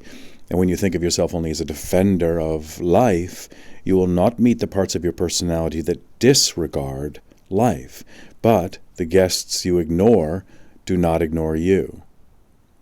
When your buttons get pushed, they become angry, resentful, jealous, or enraged, and they manipulate, control, shout, argue, and weep. When you challenge frightened parts of your personality, no matter how strong they are, they begin to lose their power over you. When you ignore them or indulge them, their power over you increases, and they speak obscenely, behave cruelly, insult friends, feel unworthy or superior, hold grudges, or shyly hide. In other words, they do and say things you regret, and they create undesirable consequences. After you meet all the guests at your party, you will know their perceptions, emotions, and agendas, and you will also be able to decide for yourself whether their intentions are your intentions.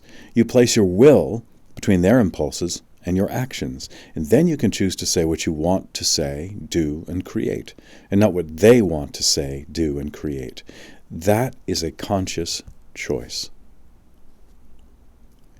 When you have all the parts of your personality, you can place your will between their impulses and your actions.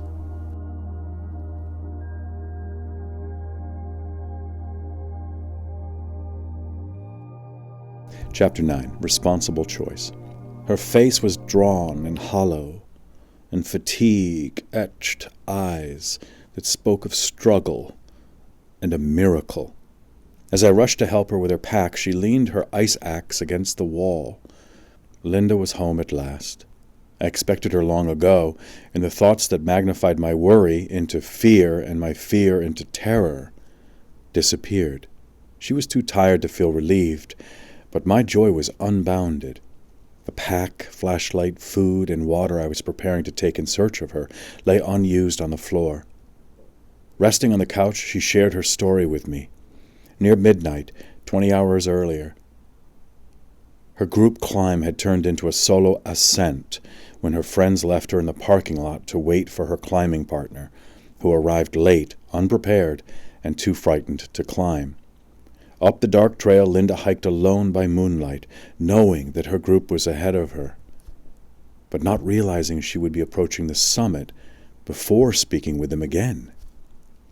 This was Linda's first climb, and the mountain she chose was higher than 14,000 feet.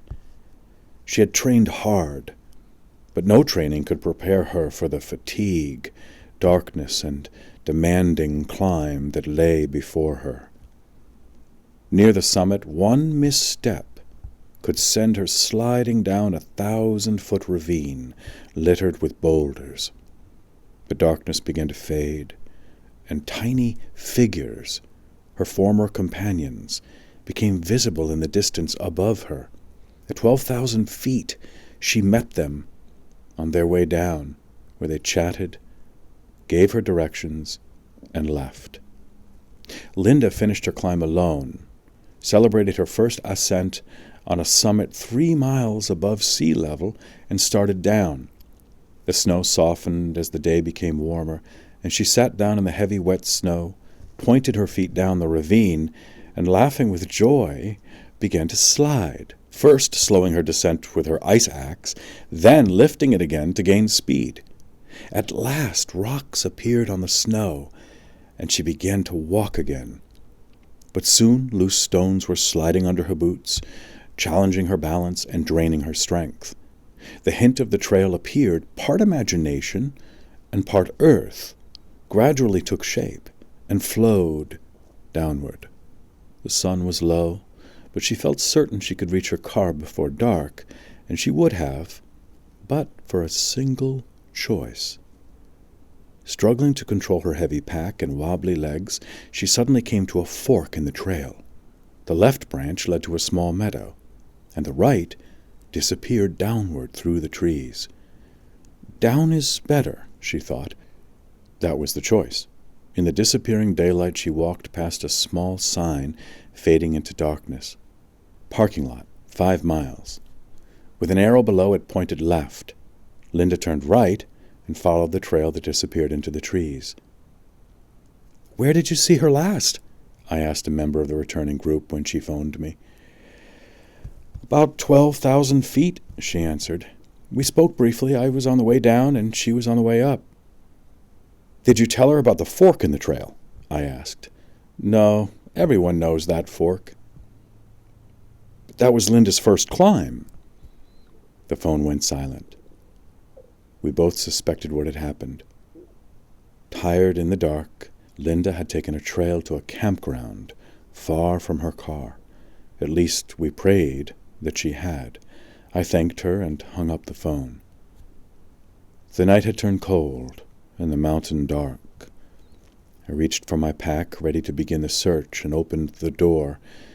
There was Linda standing before me. "I walked and walked," she said as I helped her off with her pack. "I knew I was on the wrong trail. The fault was mine, but I didn't have the strength to go back. At least I found a couple who were camping. They drove me to my car." It ended as simply as that. 9 climbers had died on the same mountain in the previous 9 years, and I was thankful Linda was not the 10th. If she had taken the trail to the left, the trail through the meadow, she would have been home before dark, but she took the other trail, and a different experience came into being for her, for me, and for her friends.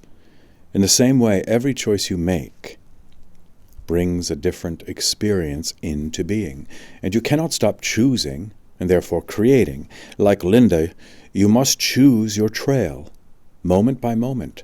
From the perspective of your soul, the choices you make are one with who and what you are. People who do not understand the magnitude of the creative power and who do not use it consciously see themselves as victims. They pray for luck and blame others when it does not come, bargain with the universe, and see others as the source of their pain and joy. Their attention is directed outward, finding faults, advantages, opportunities, failures, and successes. They are tossed by their experiences like a leaf on the wind, going wherever it takes them in relief, fear, repulsion, and attraction.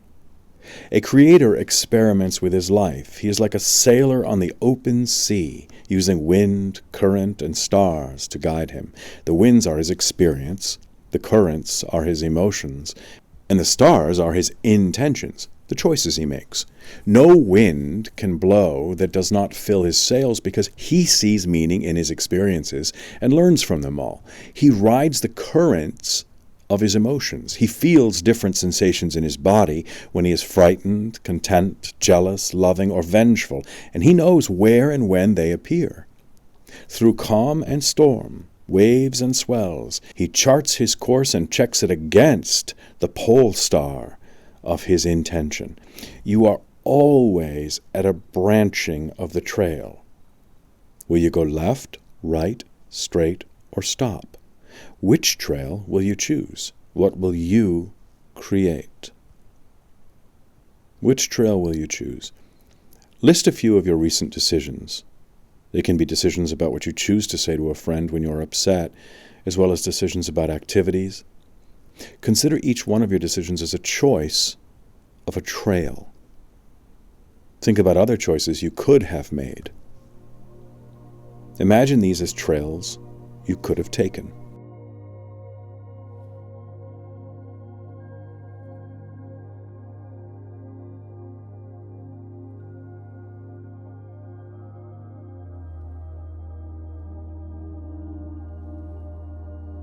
Linda's partner arrived late, unprepared, and frightened.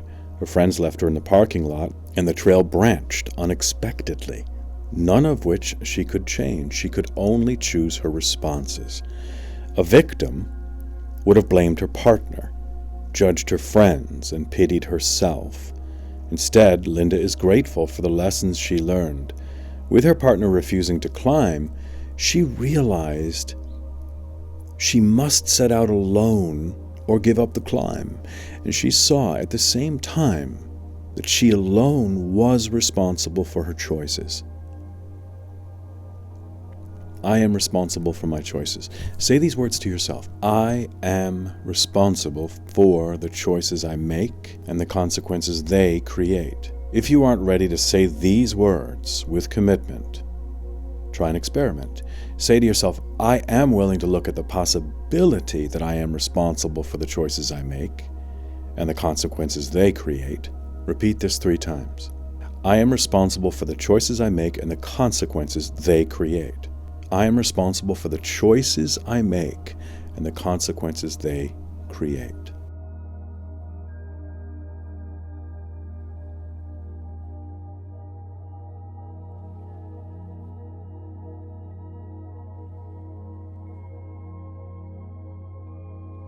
When you repeat these words, notice what physical sensations you feel in the areas of your throat, chest, and solar plexus. Climbing through the frigid night, Linda realized she could not overtake her friends, and instead focused on her next step and then her next, eventually climbing the mountain that way.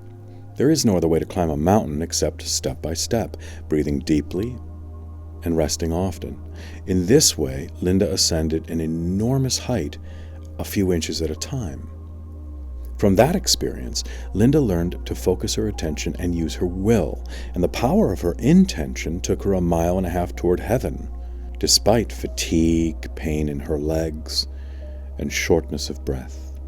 On a dark descending trail with no strength to climb back, her choice was either trust or fear. She chose trust, and learned that she can always find her way home, however challenging the path or close and dark the night. She learned while climbing the mountain and while descending it. What journey could be more holy? An unconscious choice is a reaction. It is automatic anger, jealousy, vengefulness, or fear in which a frightened part of your personality does what it is accustomed to doing. Your reactions appear natural, familiar, and justifiable to you, no matter how they appear to other people. They are also predictable. When you are used to reacting angrily, for example, each disappointment triggers more anger. A conscious choice is a response. A response is different from a reaction because when you respond, you detach from your upset. Then you choose what you will do. In other words, you feel a painful emotion and at the same time choose your action. When you use your will to choose a response, you make a conscious choice. When you choose a response that will create consequences for which you are willing to assume responsibility, you make a responsible choice. You can visualize, meditate, and pray, but until you are willing to assume responsibility for what you create, you cannot grow spiritually because spirituality and responsibility are inseparable. Spiritual growth requires understanding the extent to which you are responsible for what you create. You and spiritual growth. You can do this exercise alone or with a friend you trust. Say out loud, I alone am responsible for my own spiritual growth. Repeat this several times. I alone am responsible for my own spiritual growth.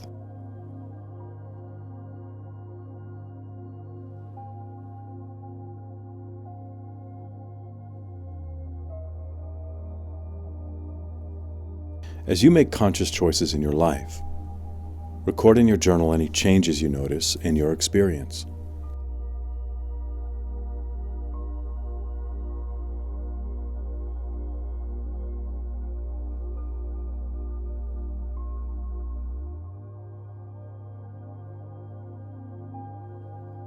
Responsibility and meaning go hand in hand.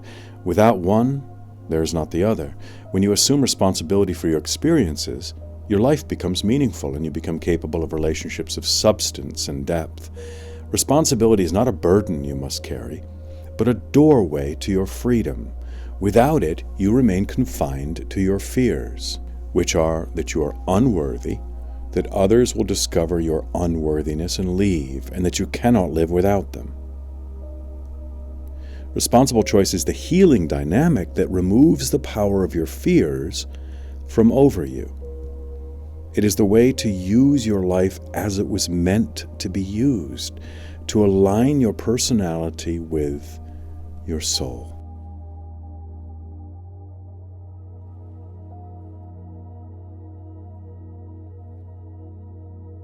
Chapter 10. Pulling it together.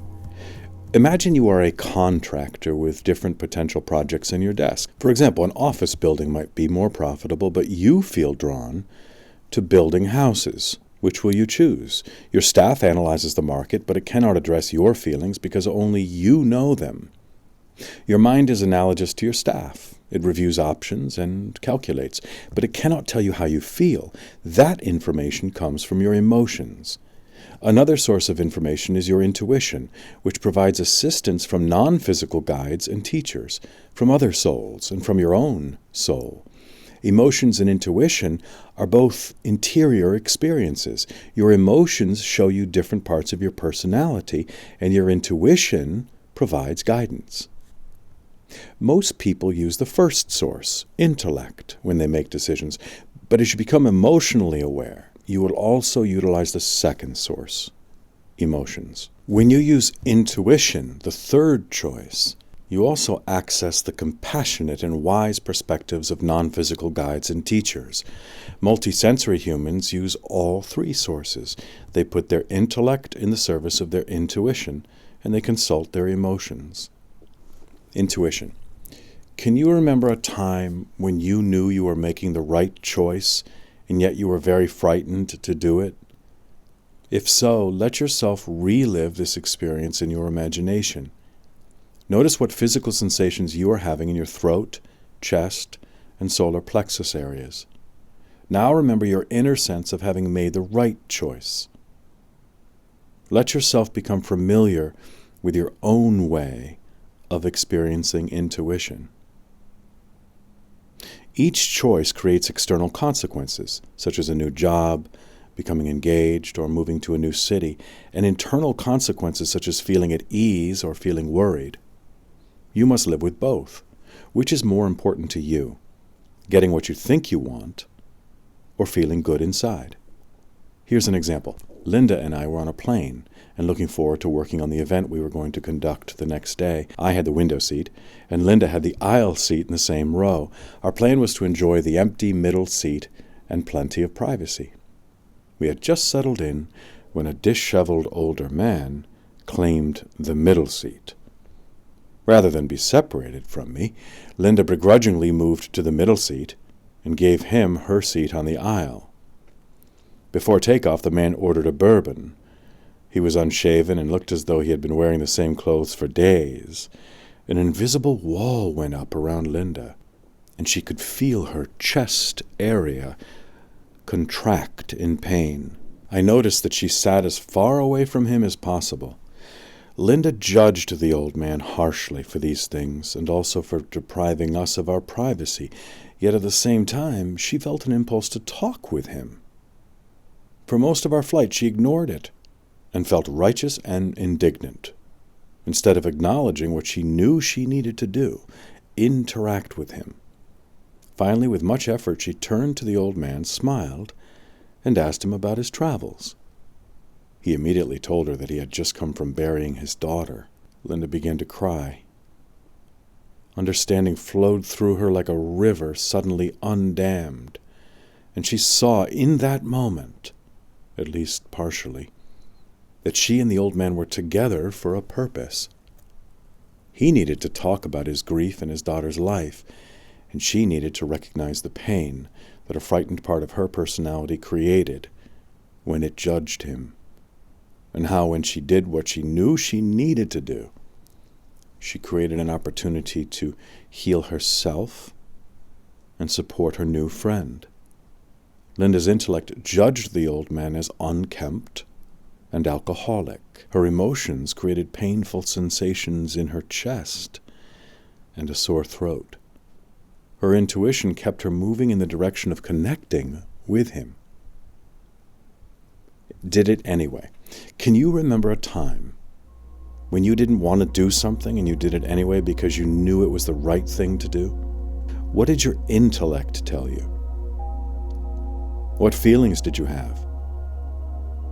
What was your intuition guiding you to do? Write about this in your journal.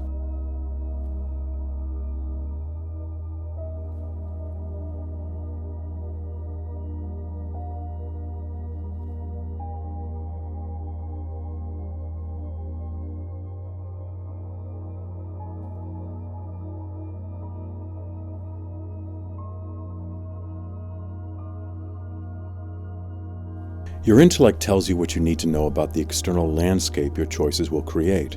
Your intuition and your emotions tell you about the internal landscape they will create.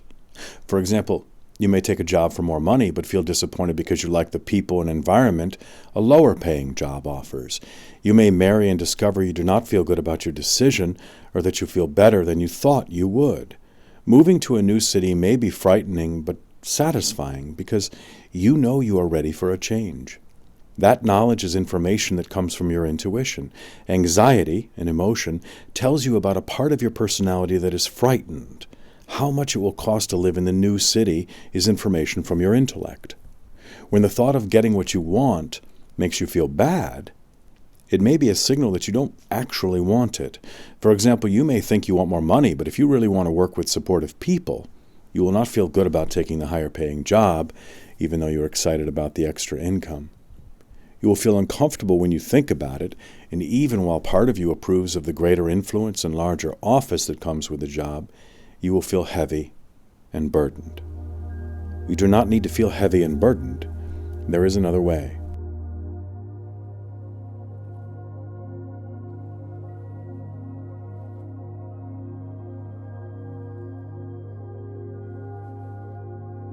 Chapter 11. Internal Landscape. When I was accepted to Harvard, the housing office asked me what kind of roommates I wanted. I asked for roommates I thought my parents would like. But I did not consider what I would feel after spending a year with people who pleased my parents. I got what I asked for, and by mid-semester, I was miserable. That year was difficult, but I learned to pay attention to what I create. Now I consider my internal landscape as well as my external landscape. I also learned that my internal landscape is the more important. I experienced this lesson every day for a year. You have a lifetime to experience it. If you feel uncomfortable when you consider a possible future, your discomfort will not disappear if you choose it. For example, if you are uneasy at the thought of marrying, you do not expect that feeling to disappear after the marriage. If the thought of moving to a new city makes you feel content, expect that feeling to continue even though you may feel anxiety about leaving friends. You travel simultaneously through two landscapes. Your external landscape is the one in which you live one place instead of another, work instead of go to school, dine out instead of eat at home. The second is your internal landscape. Your external landscape may be appealing, but if your internal landscape is not also appealing, you will not be happy. When you base your decisions on your external landscape and ignore your internal landscape, you will create painful experiences. Yet it is not necessary to create those experiences or to be surprised by them because they are there for you to examine before you choose. When you discover pain in your internal landscape, you can avoid bringing it into your life by choosing something else. And when you discover a beautiful internal landscape, you can live in it if you choose. You do that by choosing the option that makes you feel best inside, instead of the consequences you think you want. You observe your emotions, listen to your intuition, and then make a choice. Your parents or friends may or may not approve of your choice, but they do not live in your internal landscape. You do. They will never see your internal landscape, but you cannot step out of it. The internal landscape you traverse is for you to choose. If it has torrid days and freezing nights, you suffer, not others. If it has meadows, streams, and blue sky, you live in bliss, not others. Take a test drive. Test drive a possible future with your emotions and your intuition. See how you feel when you think about each of your possible futures, one at a time, for example.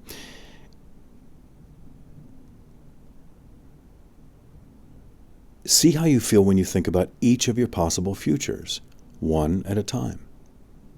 For example, if you are ending a relationship, you may feel pain in your chest and solar plexus areas, fearful emotions, and know that breaking up is the best choice for you. Intuition. If you are thinking about changing jobs, you may feel open and relaxed in your chest, solar plexus, and throat areas, trusting emotions, and know the new job is the best choice for you. Intuition. If you are thinking about getting married, you may feel open and relaxed in your chest area, trusting emotion, but tightness in your solar plexus area, fearful emotion, and know that getting married is not the best choice for you. Decide which possible future you will bring into your life. Write your experiences in your journal. You do not have to dive into the water to see how it feels. You can put your toe in first by thinking about a possibility and at the same time paying attention to what you experience inside. Do that with each option you can imagine and then make your choice. Put your toe in first. For the next few days, try the following experiment. Before you make a choice that stretches you, for example, not what flavor ice cream will I eat, but is eating this ice cream the healthiest choice for me? Consider each possible option you have. Do this without the energy of commitment. Just preview each option. Number 1, think about it. Intellect. Number 2, feel the physical sensations in your solar plexus, chest, and throat areas. Emotional awareness. 3, see how you feel inside about choosing the option. Intuition. Then choose. Write your discoveries in your journal.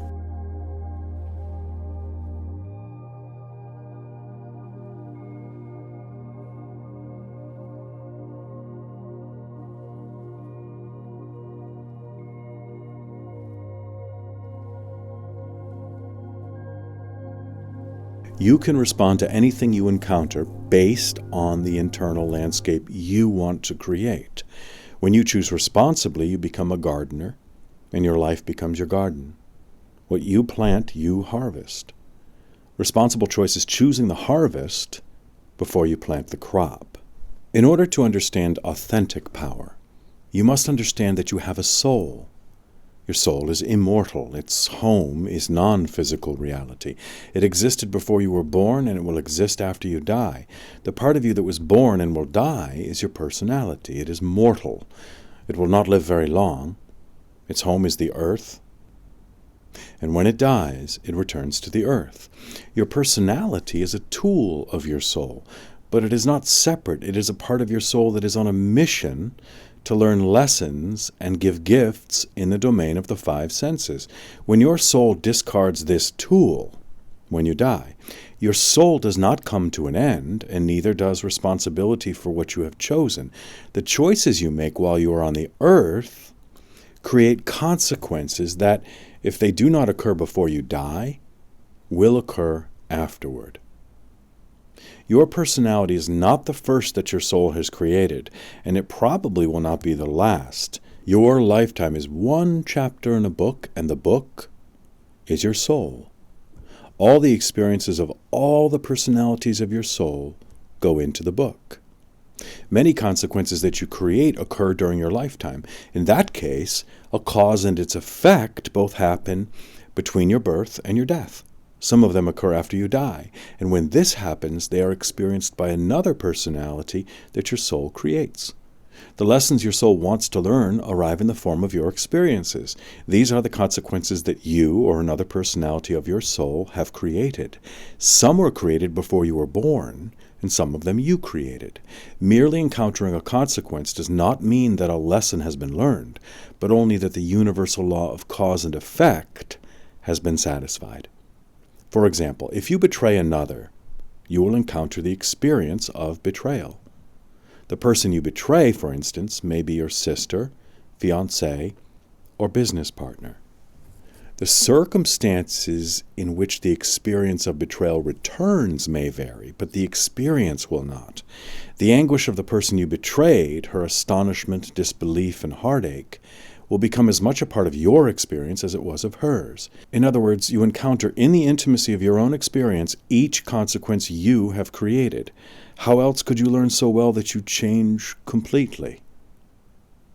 You learn from your painful experiences when you decide to change because you do not want to create them again. If you do not learn, you do not change. In this case, when you are betrayed, you become offended, enrage, shout, withdraw, or sue.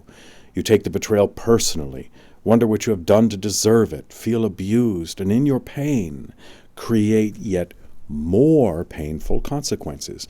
When they occur, you are presented again with an opportunity to learn. This continues until you make the connection between your choices and your experiences. Your soul wants to learn a lesson of wisdom, responsibility, power, or love. When you transform the frightened parts of your personality into parts that create with the intentions of the soul, you become a conduit through which the energy of your soul flows effortlessly into your life, and you become whole, healthy, and inwardly secure. You are grateful for your life, even when it is difficult, and you see compassion and wisdom in all your circumstances. Really learning. Remember an occasion when you were very upset, angry, shocked, or deeply felt a loss.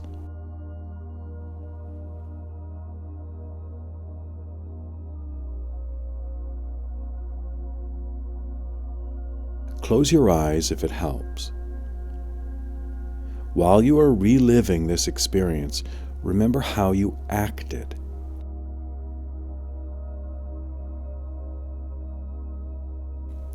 Did you cry, rage, withdraw, feel confused, or become depressed?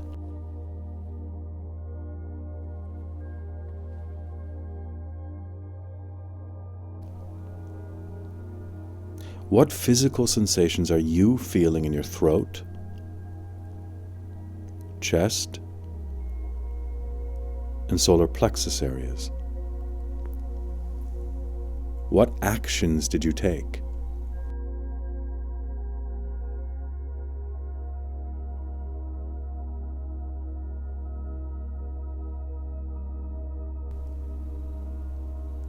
Now, go back to the beginning of this experience in your imagination.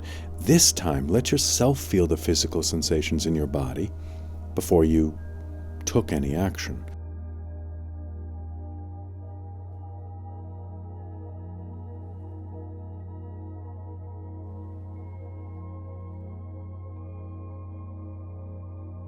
Say to yourself, I intend to learn everything I can about myself from this experience.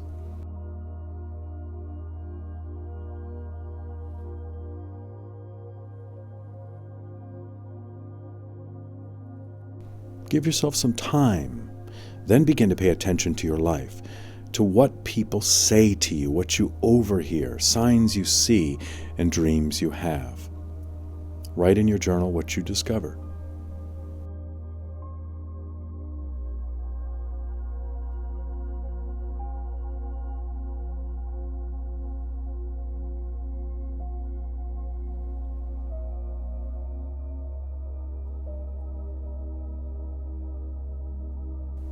Transforming the frightened parts of your personality requires your choice. They will not change merely because you want, desire, or wish them to change. They will change only when you choose to change them.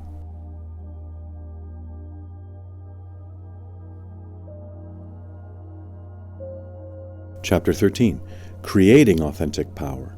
You can use your will to make choices that empower you rather than disempower you.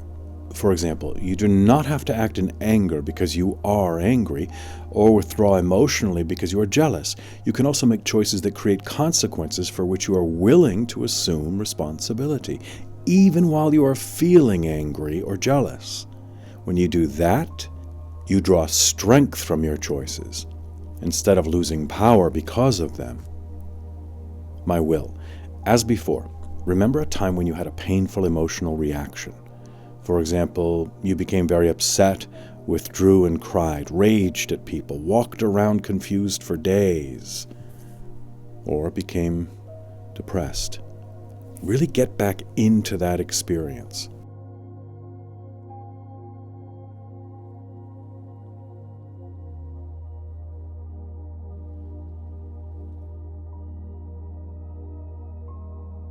But this time you get to make a new choice.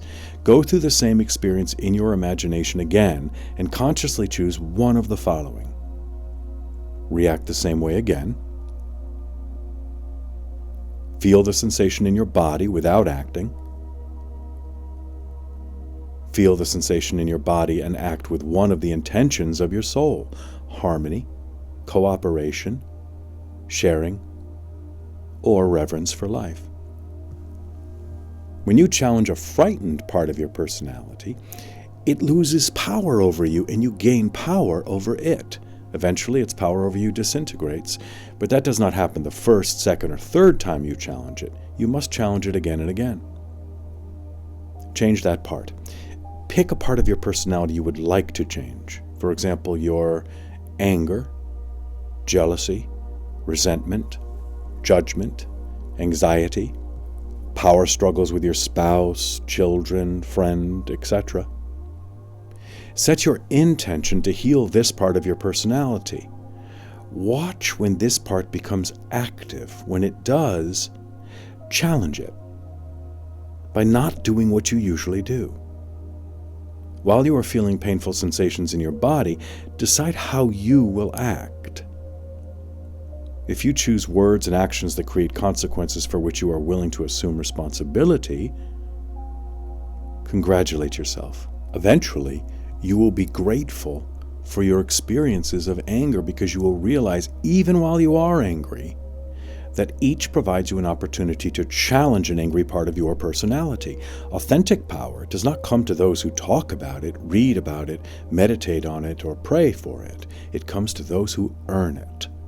When you have the courage to feel what you are feeling rather than act in fear, and then choose the intentions of your soul, you create authentic power. That pulls the causes of your painful experiences up by the root and changes you permanently. As the frightened aspects of your personality lose power over you, the healthy parts come to the foreground. You create authentic power by cultivating these parts as well as by challenging the frightened ones. Responsible choice is the only way you can change a frightened part of your personality or cultivate a healthy part. There is no accumulation of strength inside without making choices that stretch you. Powerlessness is the fear of not being lovable, not being valuable, not being a part of life, and not being able to contribute to life. It is very painful.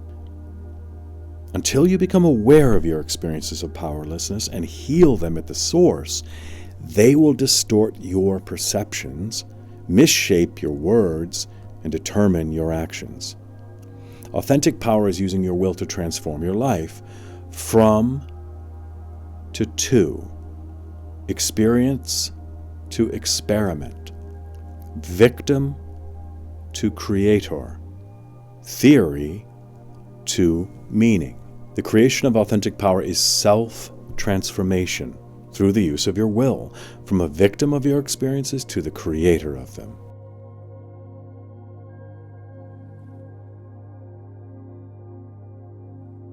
Chapter 14. Attention. Where your attention goes, you go. When it is directed by an unconscious part of your personality, you follow it. The frightened parts of your personality look for what is not right, what you do not have, and what frightens you most. They make comparisons and find you lacking. These perceptions served humanity while it evolved through the exploration of the physical world, because the goal of five-sensory humanity was survival, and its means were external power. The potential of five-sensory humanity was to create a paradise on the earth in which every physical need is satisfied, but five-sensory humanity did not reach that potential. The pursuit of external power has taken it as far as it can, and a multi-sensory humanity is now emerging. Multi-sensory humans see themselves as souls. Even while they interact, work, and raise children, their goal is authentic power, and their potential is a planet of individuals beyond nation, culture, religion, race, and sex. In other words, a planet of universal humans, citizens of the universe, whose allegiance is to life. The transformation of human consciousness from five-sensory to multisensory is happening from the inside out. Old challenges no longer appeal, and millions of individuals are finding new interests and new goals. This is happening in young people and old, in Americans, Nigerians, Koreans, and French, in business people, housewives, pilots, and peasants. It is happening in crowded streets and in rice paddies. There is no place on the earth it is not happening. How are you becoming multisensory? List the ways you have discovered that you are more than five-sensory. For example, I am reading this book, interested in my intentions, suspecting or sensing I am more than a mind and a body, becoming intuitive, discovering meaning in ordinary experiences.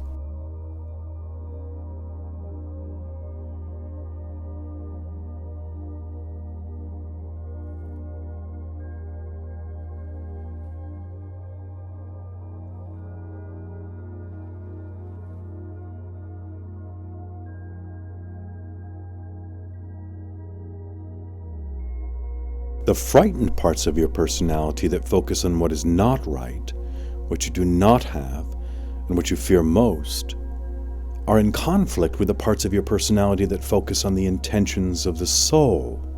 When you focus your attention on what you lack, judge, or fear, you lose power. When you focus on what nurtures, sustains, and feeds you, you gain power. Tracking your attention. For the next day or two, observe where your attention goes. Note whether it is focused on thoughts, words, and actions that come from fear and doubt, or love and trust. This will take some discipline. It will help to carry your self-empowerment journal or a small notepad with you. As much as possible, write very briefly each thought you notice, and beside it, jot love or fear. Keeping this log will give you a sample of where your attention is going. When you find yourself judging others, you are choosing in fear and doubt.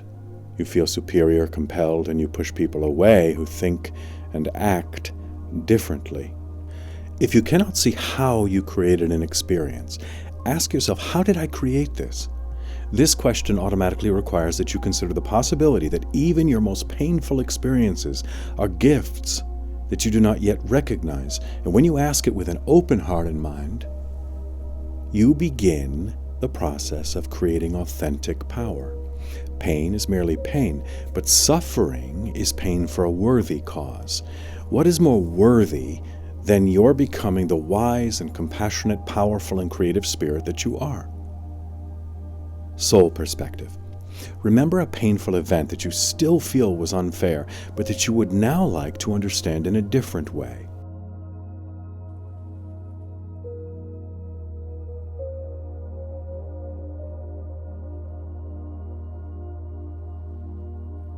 For this practice, assume the universe is wise and compassionate. Ask yourself, why would a compassionate and wise universe help me create this experience?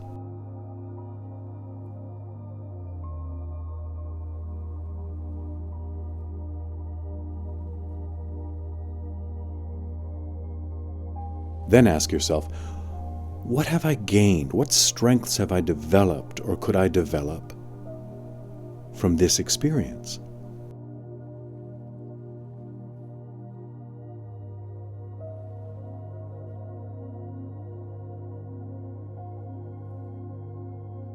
Open yourself to answers and remain open until they come.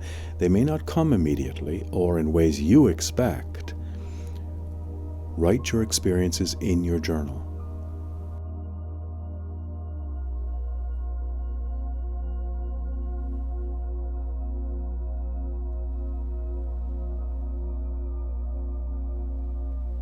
When you ask why me without self-pity, you open yourself to the perspective of your soul. When you ask why me with self-blame and judgment of others, you invoke the least powerful and most painful parts of your personality. Where your attention goes. Do this practice in real time. Notice the next time you encounter something that always makes you irritated, impatient, angry, judgmental, jealous, etc. For example, when I am in a long line at the bank, I get angry. My spouse is never ready on time, and I always get irritated and impatient. Consider how you could respond differently. Then choose how you will respond. Consider this experiment each time the occasion arises. Focus your attention where it will do the most good. In order to choose where you will focus your attention next, you must know where it is now. For example, if you are feeling overwhelmed, notice what physical sensations you are experiencing and what thoughts you are having. Experiment with your attention. Try this practice from time to time. Experience where you are now.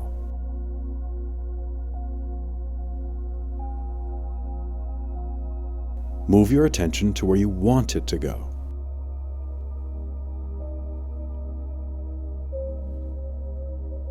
Experience that new place.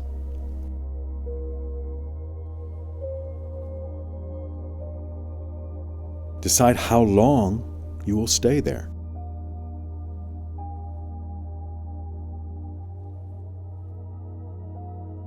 Chapter 15. How to Challenge.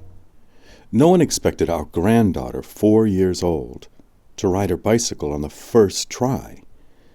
We cheered as she pedaled past us, shouting, "Look at me! Look at me!"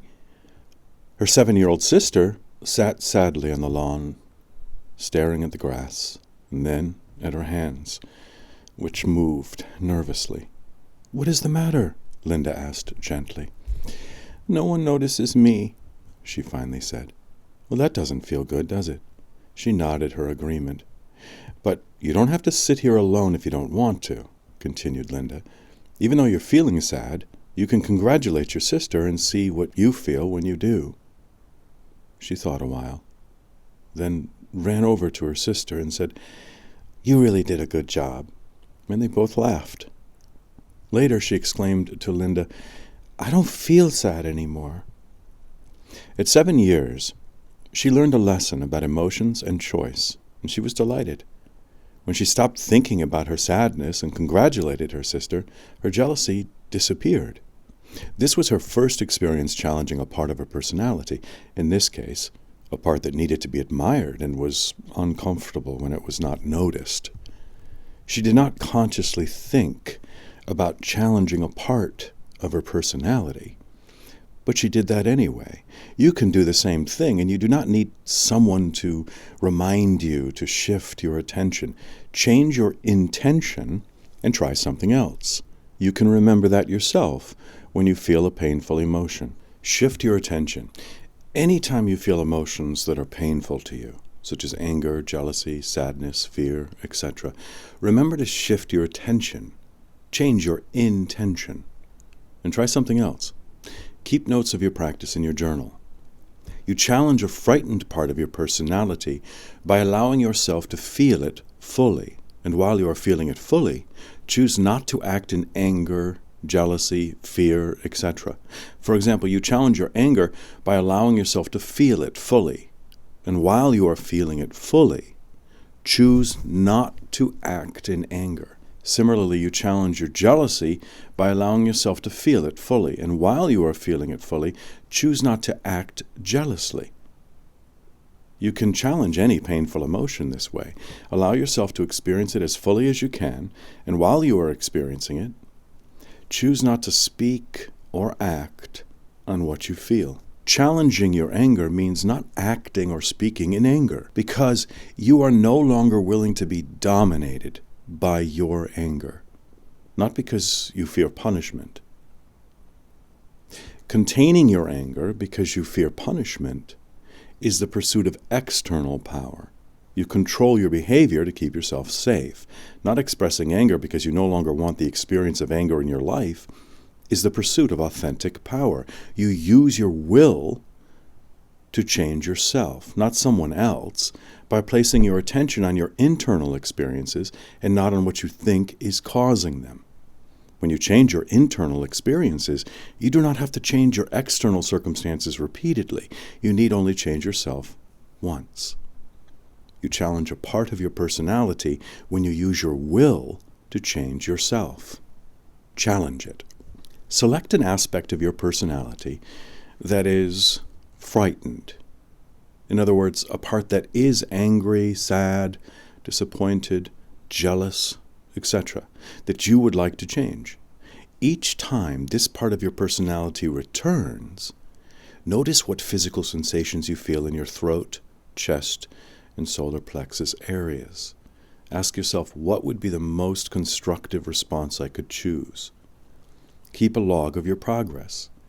Credit your progress for even small steps.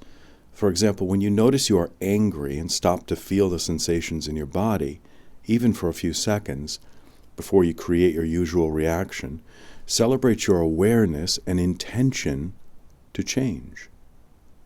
There is no other way to leave behind the tormenting experiences of the frightened parts of your personality, to remove the agony of your painful emotions. If you are angry or jealous now, what makes you think you will be less angry or jealous if you do not change yourself? Millions of individuals die angry, jealous, or vengeful. You cannot change yourself without challenging the parts of your personality that you want to change. When those parts go unchallenged, they go unchanged.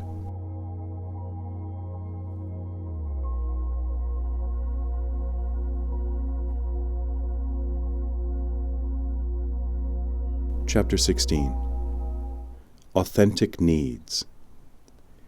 Your sense of meaning, like a compass needle, always points in the direction your soul wants to go. The more closely you follow it, the more meaning you experience. And when you ignore it, meaning drains from your life. Your internal compass can help you distinguish authentic needs from artificial needs. Authentic needs are the needs of your soul, such as using your creativity. When you give your most meaningful gifts, they will fulfill you. And when you do not, they will torment you, because the love you give to others is the love they give to you. If you do not give love, you cannot receive love, and you will begin to wither. Giving and receiving love. Give love equals allows you to receive love, which allows you to give love. To give love allows you to receive love, which allows you to give love. The need to communicate with your non-physical teachers is an authentic need because they offer you a perspective of compassion and wisdom that the five senses and your intellect cannot provide. Creating authentic power is also a need of your soul. In fact, it was the reason you were born. In other words, the more you use your creativity responsibly, love and receive love, and create with the intentions of your soul, the more you become a whole and healthy human. Artificial needs come from the frightened parts of your personality. They are the needs you use to gain notice or prestige, or in other ways make yourself feel valuable and safe, and they become increasingly important to you when you feel powerless. For example, you may insist that a neighbor make less noise, a clerk be more polite, or a classmate be more respectful. You feel powerless. And instead of addressing the issue of your powerlessness directly, you create a need to address it for you. And this is the pursuit of external power. Authentic need is a need of the soul. An artificial need is a need of the personality. An authentic need aligns the personality and the soul, whereas the artificial need manipulates and controls. An authentic need allows creativity to serve the soul. An artificial need envies creativity of others. An authentic need allows you to love and be loved, whereas an artificial need has you strive to be safe and valuable. When you can recognize the difference between your authentic needs and your artificial needs, you will develop a natural give and take and become more flexible. Authentic need or artificial need. Remember the last few times you had a painful emotional reaction. It may have been a power struggle with your spouse or child or friend, anger at a slow driver, impatience with a long line at the grocery store, disapproval of some food you were served, etc. Describe each circumstance briefly in your journal. Look closely at what you wanted or thought you needed in each situation. Now consider each item on your list. And ask yourself if that need was an authentic need or an artificial need. Write what you discover in your journal.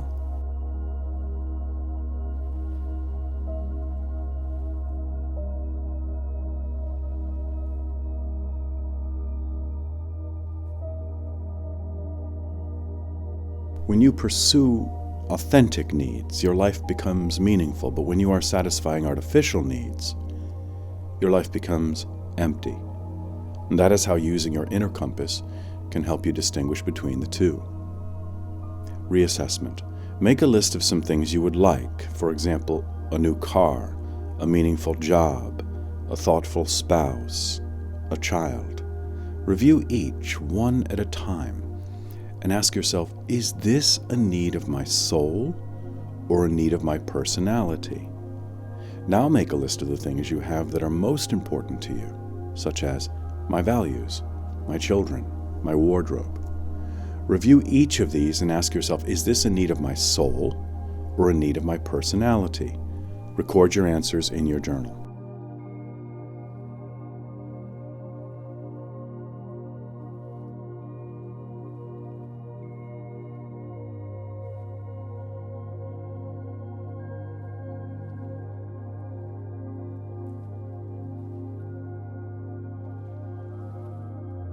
To create authentic power, you must use your painful experiences as they were meant to be used to discover what you need to heal in yourself. For example, if you become angry at someone, Look in yourself instead of at the person who triggers your anger. And if you look carefully enough, you will find the very thing that angers you. You may have to look a while, but you will find it. For example, I once became irritated with Linda because I thought she was whining while explaining something to me. She seemed tearful, and I despised whiners. I, who had explored the world on motorcycles, parachuted, climbed mountains, and led top-secret missions to top-secret places. But I asked myself, why had I become irritable? And I began to observe myself as carefully as I could. 2 months later, while explaining something to Linda, I suddenly heard myself pleading like a child. I was exhilarated because I had discovered a part of my personality I did not know about, and I began to challenge it. I learned to identify the physical sensations I felt just before I whined, which were always painful, and I practiced remaining silent instead of whining. The more I practiced, the less I whined. I'm sure it is you. Think of someone you don't like. Identify exactly what you dislike. For example, her stinginess, his loud boasting, her lack of integrity. Note these characteristics in your journal. Be specific.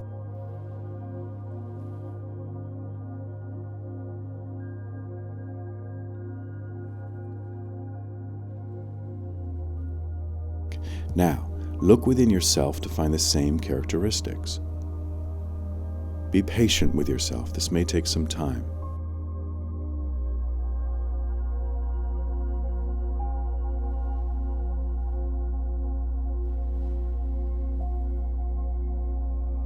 Write what you learn about yourself in your journal.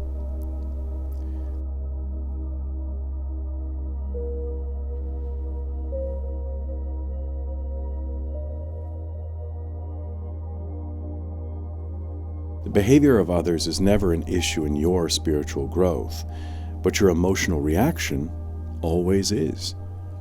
Painful emotions are signals from your soul that remind you to stop and experience what you are feeling before you choose a response. Your purpose on the earth is to become a personality that creates with the intentions of your soul. As you learn how to do that, using your sense of meaning as an inner compass to distinguish between authentic and artificial needs, you move toward your potential as a flower grows toward the sun. The intentions of your soul are harmony, cooperation, sharing, and reverence for life.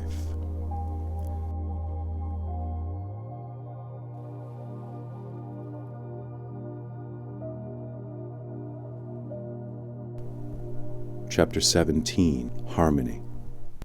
After World War II, warring cultures in an eastern part of Europe were united under a communist dictator and lived together without conflict. Their lack of conflict appeared as harmony, but actually, deep hatreds ran beneath the surface, unable to be expressed in a polite state. Neighbors thought hostile thoughts, cultivated old feuds, and held cruel judgments. The secret police, national militia, and Soviet army combined to prevent these hatreds from surfacing. Political dissection was not permitted, and only speeches that supported communist goals were allowed. Radio, television, and the press were united under government control in a facade of harmony.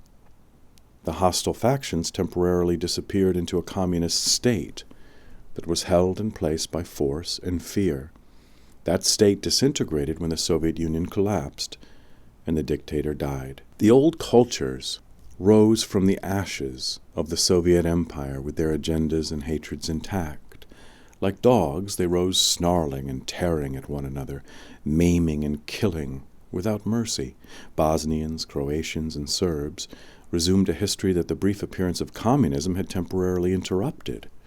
The harmony that was imposed externally could not prevent the animosity that boiled beneath it from exploding, and that harmony was not harmony.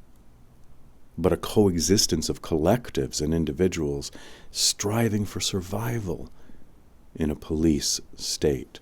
And that is much the same kind of harmony that exists in countless workplaces, schools, and families. They are facades of harmony in which necessities can be accomplished.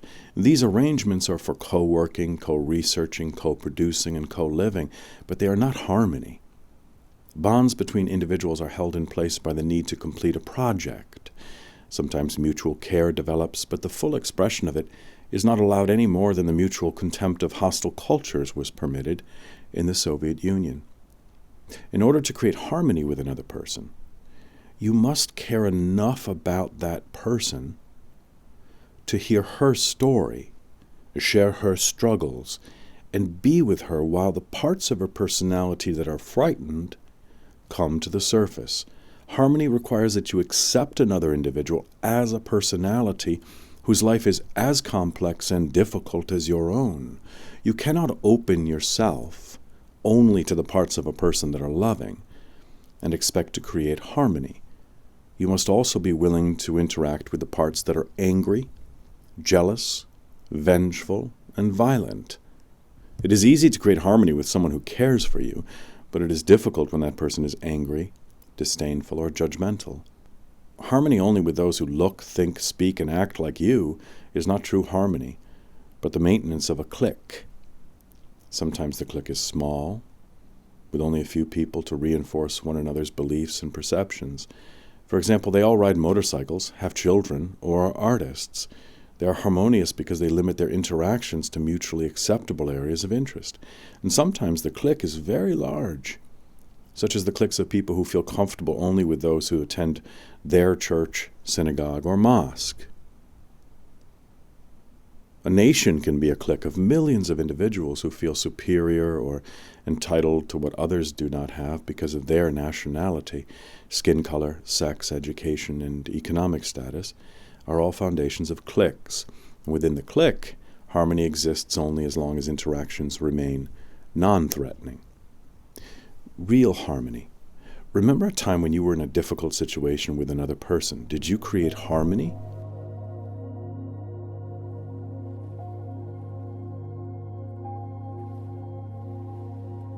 Ask yourself these questions. Did I say or do something to make that person feel better, even though it wasn't true?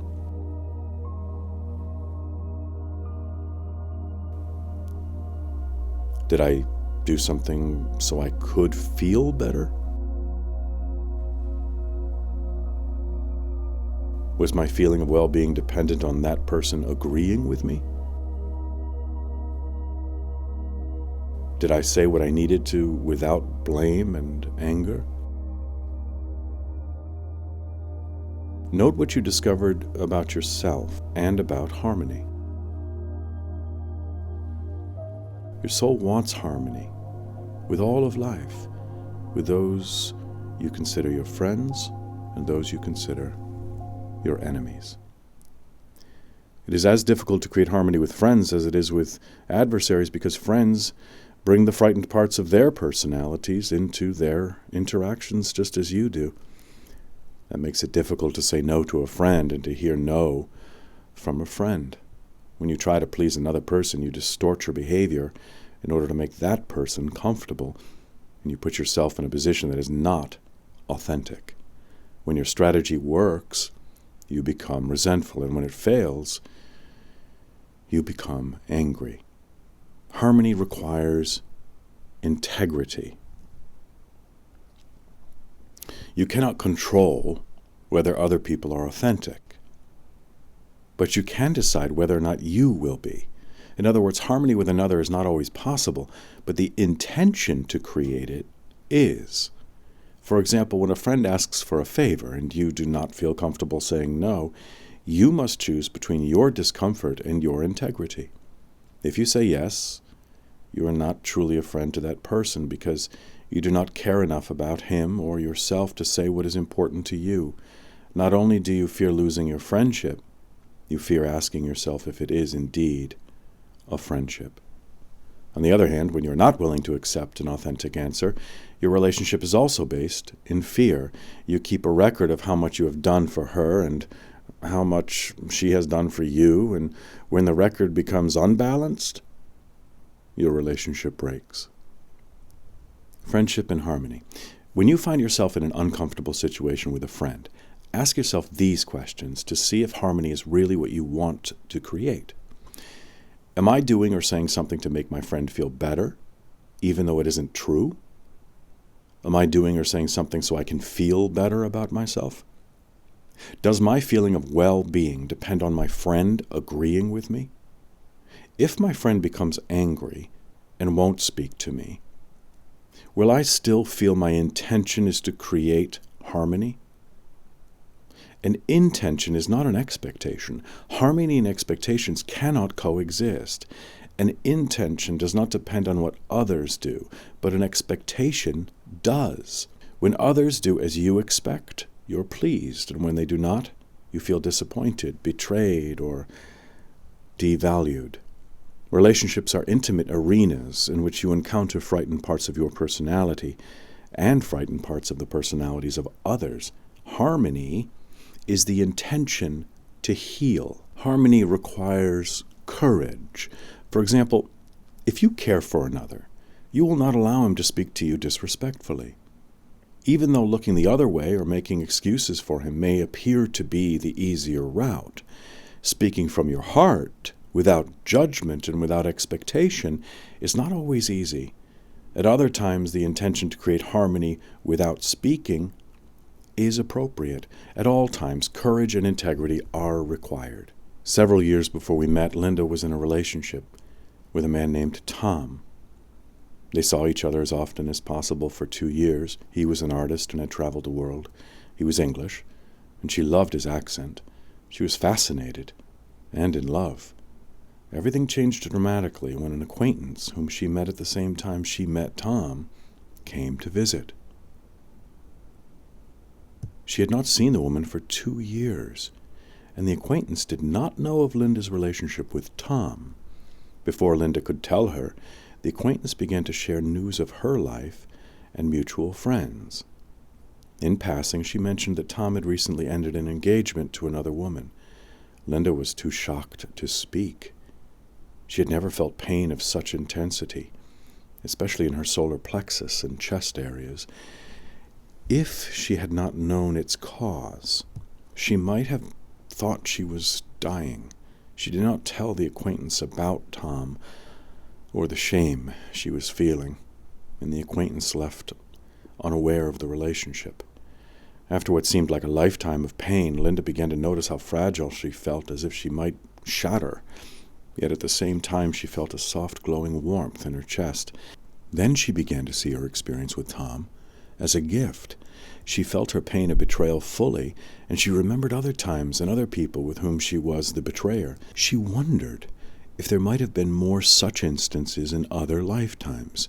The betrayed and the betrayer changed roles and changed back again. She had played both. A process completed itself within her.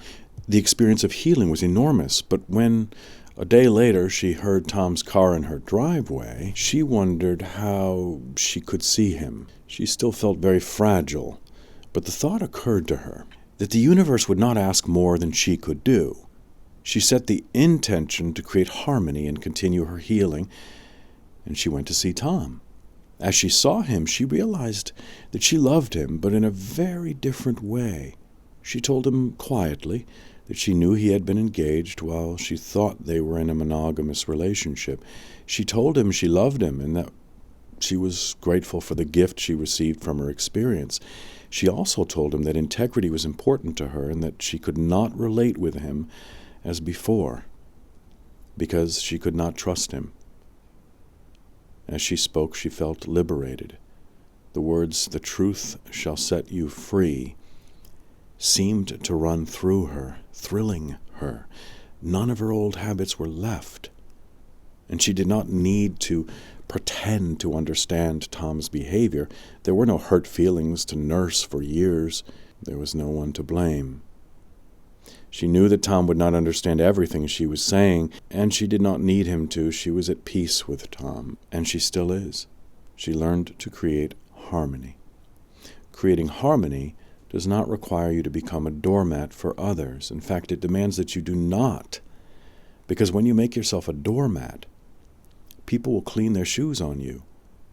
Creating harmony requires the courage to fail the expectations of others, to object when you feel an objection is appropriate, and to say no, yes, and maybe without expectation. The creation of harmony is spiritual activism. You devote your energy to what you believe, but you do not make others wrong, tolerate violence, or contribute to it, nor do you confuse kindness with weakness or need with love. Spiritual activism.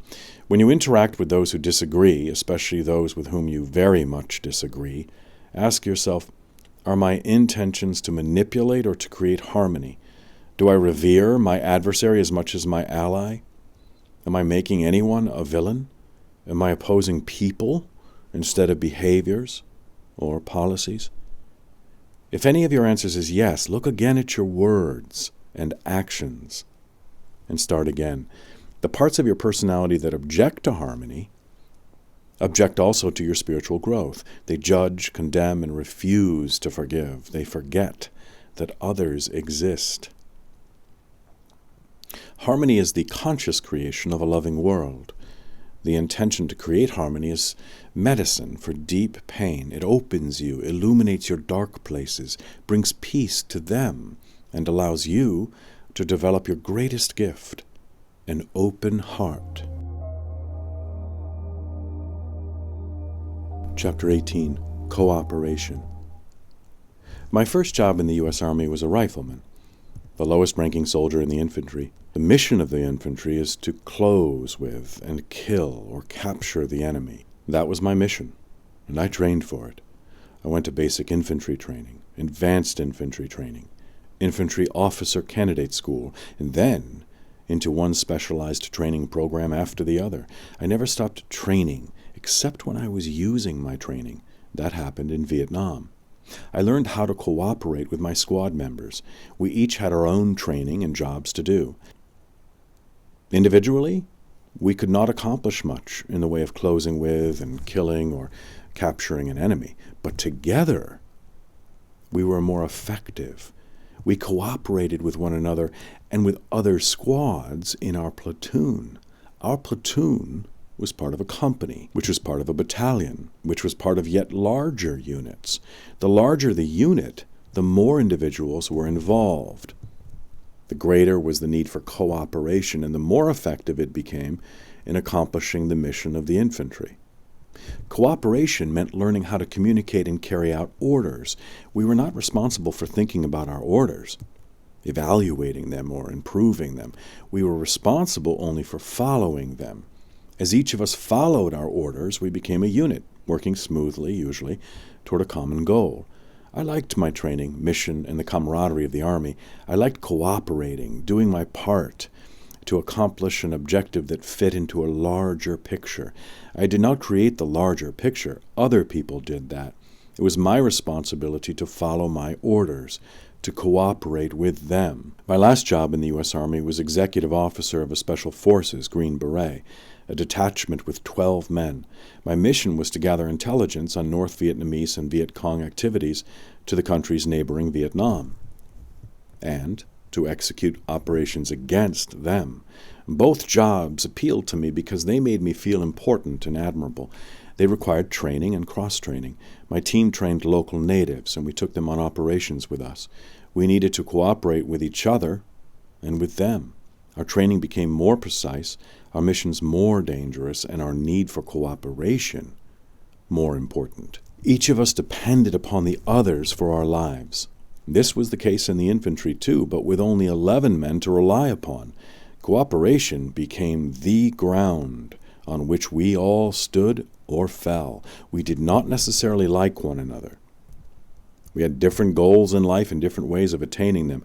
All of us had volunteered to be where we were, but none of us had known one another when we volunteered. I volunteered for the special forces, not for duty with particular individuals. Individuals in the Army are replaceable. My A-team required different positions, such as light weapons non-commissioned officer, communications non-commissioned officer, medic, and executive officer. These positions were filled by individuals, but the individuals were not as important in the Army as their functions. Their functions were very important. We worked together closely because our mission and our lives depended upon our cooperation, but our common bonds were our mission and survival. They were the reasons we cooperated. Every collective endeavor is like this. Individuals assemble in the service of a common goal and cooperate to accomplish it. They come together to elect a representative, senator, or president. They combine their creativity to protect forests or profit from them. They form neighborhood groups and professional associations. When their common goal has been gained or lost, they separate. The campaign team disbands after the election, or the professional person changes careers and joins another association, or children graduate and their parents no longer volunteer for school communities. This is the five-sensory understanding of cooperation, the coordination of efforts to accomplish a common goal. Americans think of barn raisings as a symbol of cooperation. They like the image of pioneer farmers helping a neighbor accomplish a goal he cannot accomplish alone. They value neighbors helping neighbors, thereby enhancing the probability of survival for all. No one in the 18th century could build a barn alone, yet every farm needed a barn. Helping others helps oneself. That is the picture. It is a picture of five-sensory humanity in pursuit of its fundamental goal, survival. The pursuit of authentic power is not a collective endeavor. For example, you cannot call upon a neighbor to ease the pain of your jealousy. A friend can divert your attention, but the pain of your jealousy will return again and again until you find it and pull it out by the roots. You can find new companions who do not trigger your jealousy, but eventually your jealousy will return, and you will have to find new friends again. No committee or association can ease the torment of your depression or the agony of your violent fantasies. Your spiritual path is for you alone to walk, and the spiritual paths of others are for them to walk, because each has his work to do, and only you can do yours. Cooperation is a tool for multisensory humans too, but their goal is different than it is for five-sensory humans. The goal of five-sensory humans is survival, while the goal of multisensory humans is spiritual growth. Multisensory humans use interactions with others to help them learn about their own personalities, see their experiences as opportunities to create authentic power, explore their emotions, and observe their reactions both when they are under stress and when they are not. In other words, they look for ways to change the parts of their personalities that create painful emotions and ways to cultivate the parts that are wholesome and balanced. That is co-creation. Five-sensory humans bring their education, training, and abilities to a common endeavor, but their perception is limited to what the five senses can detect, and so are their goals. Multisensory humans bring emotional awareness, responsible choice, intuition, trust in the universe, and their intention to create authentic power to their common endeavors. Multisensory humans intend to create authentic power. I cooperated with my colleagues to win my war, but I did not intend to create authentic power. I had another agenda, to prove myself valuable. The anti-war activists, who were righteous, intolerant, and judgmental, like I was, cooperated to win their war too, but they did not intend to create authentic power either. They had their agenda. We both pursued external power, the ability to manipulate and control. The cooperation your soul seeks has a different goal.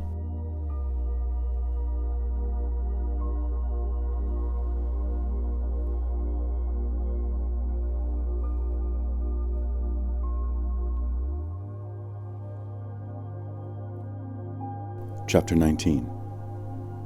Co-creation.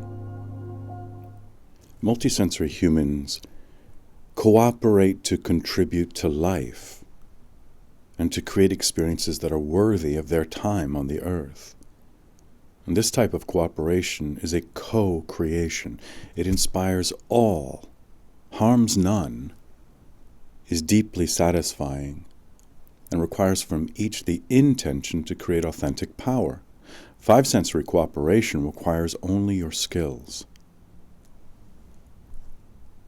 Cooperating. Now, this is an experiment to do with someone who is important to you. Let the other person know that you are experimenting with how to cooperate and would like to invite him or her to be your special friend to experiment with. Make an appointment to do something together that is meaningful to both of you. For example, cleaning out areas of unconsciousness in each other's homes together. Volunteering for meaningful work in your community. Enjoying nature. Going somewhere neither of you have been before. Helping a friend or elderly person with something he or she needs. Allow sufficient uninterrupted time together. Set your intention to co-create this activity with your friend. Your goal is not simply to complete the task, but to use your time together consciously to grow spiritually. Notice what choices you make and the intentions behind your choices. Write your discoveries about cooperation and spiritual growth in your journal. Did you forget now and then that you were experimenting? What did you learn about yourself? You can resent, judge, and envy colleagues while cooperating with them, but you cannot co-create with them until you appreciate them as fellow souls. In other words, you cannot co-create while you are seeking advantage or are angry, envious, resentful, or vengeful. Co-creation requires the courage to examine and change yourself. In the process, you become more vulnerable, accepting, and forgiving, and people become more important to you than your goals. You support each other because you want to, not because your goal requires it. When you cooperate to achieve a goal, the goal determines your colleagues as it does in business, government, the military, education, etc. Multisensory humans choose their goals, but they also choose their colleagues. The Seed of the Soul Foundation, a nonprofit cooperation that Linda and I co-founded, is an example. Its mission is to help individuals create authentic power. All the senior employees relocated from different parts of the country to work with this foundation because creating authentic power is their most important goal, and they want to work with colleagues who are committing to creating authentic power. Promotions, stock options, and relationships that do not nourish are not enough for them. They use their circumstances to grow spiritually, or they create new circumstances. Cooperation to achieve only goals creates competition. For example, election campaigns generate opposing campaigns. Organizations that support public schools generate organizations that support private schools, etc. All intend to succeed. These goals may seem valid, but if you need to win to feel better than others, you inhabit a world of winners and losers. And your self-worth depends upon being the winner. It is painful not to win, and to ease the pain you try again. That is competition. When you run your race, write your book, or anything else to do your best, your joy comes from engaging life fully, without reservation or distraction. You forget your fears and your life is joyful. You appreciate the other team or the other author, and you cheer them to their best. Can you imagine such a life? Competition and war grow from the same seed, the intention to create external power. The only difference between competition and war is the amount of violence allowed. In war, there is no limit. When family members, cooperations, and nations compete, they engage each other as enemies, whether or not they think of themselves in that way. The intention of an individual to impose values and beliefs on another individual is identical in nature to the intention of a nation to impose its economics and ideology on another nation. When you compete, you plant the seed of war. When you co-create, you plant the seed of peace. Co-creators know their creative power, intend to use it wisely, and take responsibility for their actions. Cooperate for a day. Think about how you can cooperate with others today. For example, use what you are doing with others as an opportunity to learn about yourself. Notice your reactions, such as anger, resentment, jealousy, and judgment. As you interact, ask yourself, what is my intention? Am I creating cooperation, or am I competing? Am I cooperating to feel better about myself, or to please someone else? Is my desire to co-create? Am I interested in the people I am with as much as in what I am doing? Write what you discover about yourself in your journal.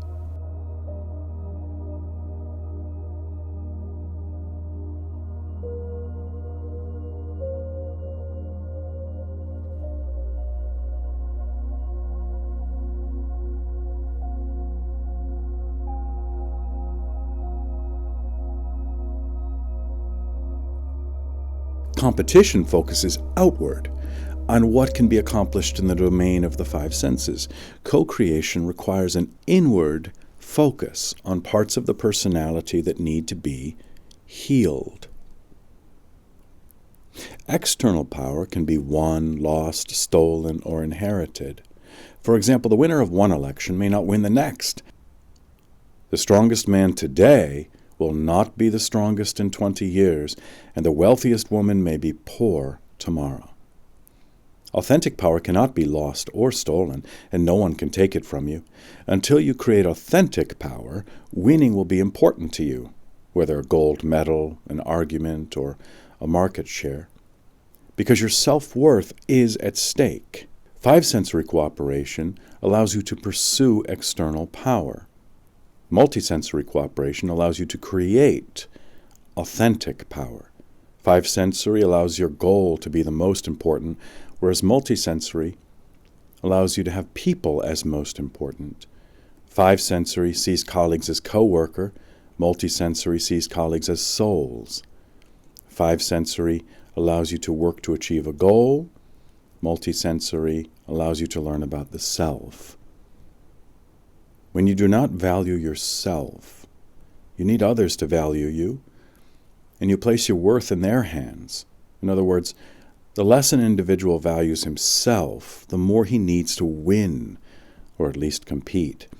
But the real need is to be accepted, to be loved, and to contribute. Competition cannot fill these needs. Even if you win every gold medal the world has produced, you will fear losing the next. Am I competing? Ask yourself, do I get jealous when others are invited to a party and I am not? Do I feel superior to people who don't have as much as I do? Do I get pouty when others get more attention? Do I always have to win or won't play unless I can? Do I feel I am more valuable or less valuable than others? Do I have to have the last word? Do I argue frequently? If you answered yes to any of the above, parts of your personality are competing. Think of similar questions to ask yourself and write your responses in your journal. Co-creation is the conscious contribution of creativity and effort toward a common goal with the intention to grow spiritually in the process. The life of Mahatma Gandhi is an example of co-creation because Gandhi included everyone in his co-creation. His goal was to remove the British from India. The British government ridiculed him, attacked him, and then imprisoned him, yet Gandhi continued to consider the British friends. For example, he stopped a strike to prevent a British business from bankruptcy, and he asked the British governor not to allow his political activities to stand between us as men. In London, Gandhi stayed with textile workers who were unemployed because Indians were boycotting English cloth, and the workers cheered him. In the end, cheering British soldiers left India with Indians cheering at the dock, a shared camaraderie. Gandhi saw everyone as a fellow soul, and eventually millions of people saw him that way too. Do you have the courage to co-create?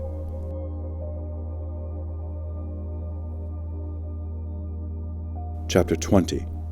Sharing. The old man stood on the stage, his robes reaching almost to the floor. He looked as though he had been transported from a monastery in 12th century China. His head was larger than most, and his short gray hair made his big face seem even bigger. He stood erect, yet relaxed. And I suspected that he was older than he appeared. As he spoke, a young woman translated his Mandarin words into English. I sat amazed at the depth of his thoughts and the clarity with which he spoke, even through translation. He offered insights without pomposity. He laughed often, and once he cried.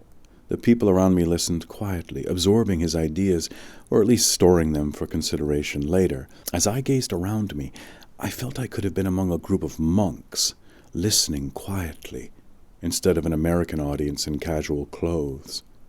His talk flowed effortlessly, except to pause for the translator. It seemed to me he spoke in a monotone, but my mind was alive with his ideas and my heart was full. I wondered if he shared his thoughts in this way frequently. Almost as if the man had heard my thoughts, he paused and the translator spoke into the silence. Even for 10,000 ounces of gold, I would not sell the way, but I will give it for free right at the crossroad. If you can hear my sound. That talk occurred more than 2 decades ago, but I still remember his words. I can still see him on the stage, and I can still feel his presence. I have heard many talks before and since then. Some were my teachers, others by clergy, hundreds by television personalities, and thousands by newscasters. Through years of school and college, I listened to many speeches and lectures, some of them brilliant. Why do I remember this particular talk more clearly and more often than any other? Why do I not recall most of the thousands of other talks I have heard? I remember that old man because he gave me a gift. He was vulnerable. I had never before seen a speaker cry during a talk. He laughed as well, and I knew that his laughter was real. After the talk, I asked the translator if the old man were reciting a poem when he spoke about 10,000 ounces of gold. Oh, no, she told me. He speaks without notes, and I translate what he says as he speaks. At that moment I realized that the old man had meant what he said, and that I was at the crossroad. His words were appropriate for me, he meant them, and he shared them. He gave me a gift that he would not sell at any price. Can you give what is precious to you? How often do you share the best that you have? What is the best that you have? What you share is important, but why you share it is even more important. When expectations accompany your gift, you pursue external power. Your gift is a means to an end, and the end is for you, not the one who receives the gift. Strings attached. Remember a time when you gave a gift and you were upset at the response you received. Go back to that experience in your memory. Notice what physical sensations you feel in your solar plexus, chest, and throat areas. If the sensations are not immediately apparent, keep looking for them. Ask yourself, what was my intention in giving this gift? Was it truly a gift? Did I have a hidden agenda? If you do not know all of your intentions before you share, you will discover them after you share, because you will become disappointed, angry, or in other ways upset if your gift is thrown away or not appreciated. Reactions such as these tell you that you had an intention you were unaware of, or that you knew about but did not share. In other words, your internal experiences will inform you when you have a hidden agenda. Your gift might even be quite important to the person who receives it, such as money to go to college. But if you are disappointed with her reaction, you will know that recognition, appreciation, or obligation was your hidden objective. Otherwise, you would not feel disappointed, resentful, or angry when she is displeased with or discards your gift. The pain of feeling unappreciated or unloved is not caused by a response to your gift, but by a part of your personality that does not feel lovable and wants others to make it feel lovable. It is a part that does favors, provides help, and gives gifts. It seeks love in all of these ways and becomes upset when it does not get it. A real gift? Before you give a gift, ask yourself these questions. Do I expect my gift to be appreciated? Do I expect to be recognized? Do I feel the person I give my gift to owes me? What would I feel if the person who received my gift gave it away, threw it away, didn't like it? What is my intention for giving this gift? Write what you discover in your journal.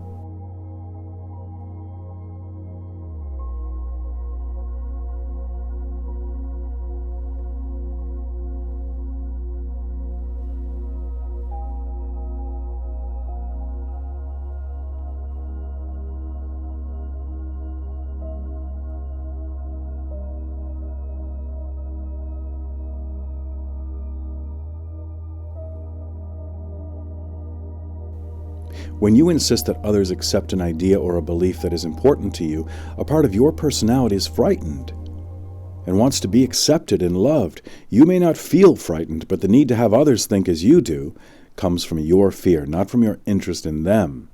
The more frightened you are, the more you need others to accept your idea or belief, and you see yourself as one who knows more. You are certain your path is the correct one, and you strive to convince others because you need them to validate your idea or belief. If they agree, you are content. If they do not, you feel the need to speak longer, discuss more, and explain better. Nothing can satisfy you except their agreement. In this case, you do not have the ability to honor the path of another because you are frightened to look too closely at your own. You fear your inner doubts and the rejection of colleagues. You need others to validate your position because you are not sure it is entirely your own. And so you push forward, telling yourself that you, not they, are responsible for their well-being. The more you need people to agree with you, the less open you are to what they think, feel, and believe. You cannot share with them because you're trying to change them, and they cannot share with you because you are not listening. This is not sharing. That is the pursuit of external power. Are you really sharing? What is so important to you that you need to share it frequently? For example, your diet, how you exercise, the way your boss is wrong, your political beliefs. What are you certain you are right about?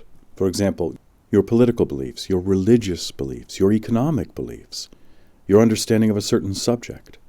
How do you feel if others don't accept what you say or believe? Write what you learned about yourself and sharing in your journal.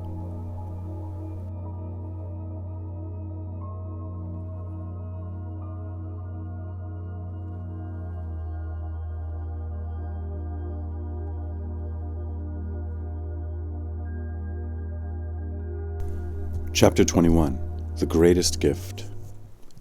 The parts of your personality that are frightened hoard anything they feel will benefit themselves, whether it is knowledge, affection, spare parts, or food. No matter how much they have, they fear not having enough. For example, enough time to complete a project so they become angry when interrupted, or enough affection so they become jealous when others receive it, etc. The scarcity they fear is not in their future, but in their present. It surrounds them, and they continually react to it.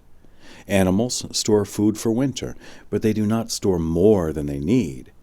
We accumulate for the future also, but when our needs appear to grow continually, what we accumulate continually appears inadequate. The solution is not to increase our accumulation, but to assess more accurately what is needed. This is difficult when you are frightened. Businesses strive to increase a surplus called profit, which is divided among investors who continually demand more. Resources, information, and talent are hoarded to meet these demands. Trade secrets are defended, markets are cornered, and mailing lists are guarded. Nothing is given except when it creates profit, and everything is taken because no profit is excessive. Hoarding is the end and the means, when business is the pursuit of external power, and very few businesses are not. Like businesses, individuals also want more, fear losing what they have, and hoard to create the ability to manipulate and control each other. In other words, hoarding is a result of pursuing external power. When scarcity exists for you internally, external abundance will not fill it. The scarcity that creates the need to hoard is a scarcity of self-value. In other words, self-disdain, self-contempt, and self-hatred cannot be healed with money, recognition, affection, attention, or influence, because no matter how much you gain, the need for more is still there. Like the ever-receding horizon that you cannot reach no matter how far or fast you travel. Give all that you can and accept all that you are given. Internal abundance is realizing you are worthy of your life, recognizing the potential for spiritual growth your struggles offer you, and trusting the universe. It is also the joy of being alive, awe of your responsibility for what you create, relaxing into the present moment, and knowing that you have non-physical assistance when you need it. In other words, internal abundance is self-compassion and self-appreciation. You open to the world, to your life, and to others, and you give all that you can and accept what you are given. When do you have enough? Make a list of what you don't have enough of. Check the items on your list that you are willing to look at from a new perspective. Consider each, and as you do, notice any thoughts you have about how you don't have enough. Notice any painful sensations in your body, such as tight shoulders, clenched jaw, upset stomach, or pain in your chest. Ask yourself, am I willing to open to the possibility that it is my self-value that is lacking and not what I think is lacking? If yes, set the intention to heal the frightened parts of your personality that feel they don't have enough, and consider the possibility that you are valuable, loved, and internally abundant. Do you feel you are developing a new perspective? Keep a log in your journal of what changes you notice in yourself. The sun warms all and does not require appreciation or recognition. In the same way, internal abundance radiates from you like a sun. The consequences of creativity that benefits others and the consequences of creativity that benefits only you are different because the intention is different. For example, a friend once declared, "I have enough food stored to feed 100 people for a year." Actually, she had enough food to feed herself for 100 years. When you hoard, you are motivated by frightened parts of your personality, and you intend to benefit yourself. You are running on a treadmill, so a faster pace does not bring you to the finish more quickly or even move you in that direction. Sometimes it is easier to remain silent than to share what is difficult to say. For example, if you think you have been wronged, it takes courage to tell the one you think has wronged you. Sharing requires you to care about the other person. If you do not care about that person when you are angry at him, you will indulge your anger and have no interest in truly reaching out to him. Even if you spend hours explaining why you are angry. When you share, you are motivated by healthy parts of your personality. For example, on my first audience show with Oprah Winfrey, I met a woman whose only son had been murdered. For years, this woman hated the murderer and called the district attorney and the warden every month to say, "Tell me he has been killed," or "Tell me he has AIDS." Eventually, the idea of talking to the young man occurred to her, but each time she thought about it, her hatred rose again. At last, she gathered her courage and arranged a meeting. I was sitting with Oprah in front of the cameras next to this woman when Oprah played a videotape of a meeting between the woman and the young man who murdered her son. It was her first visit to the prison.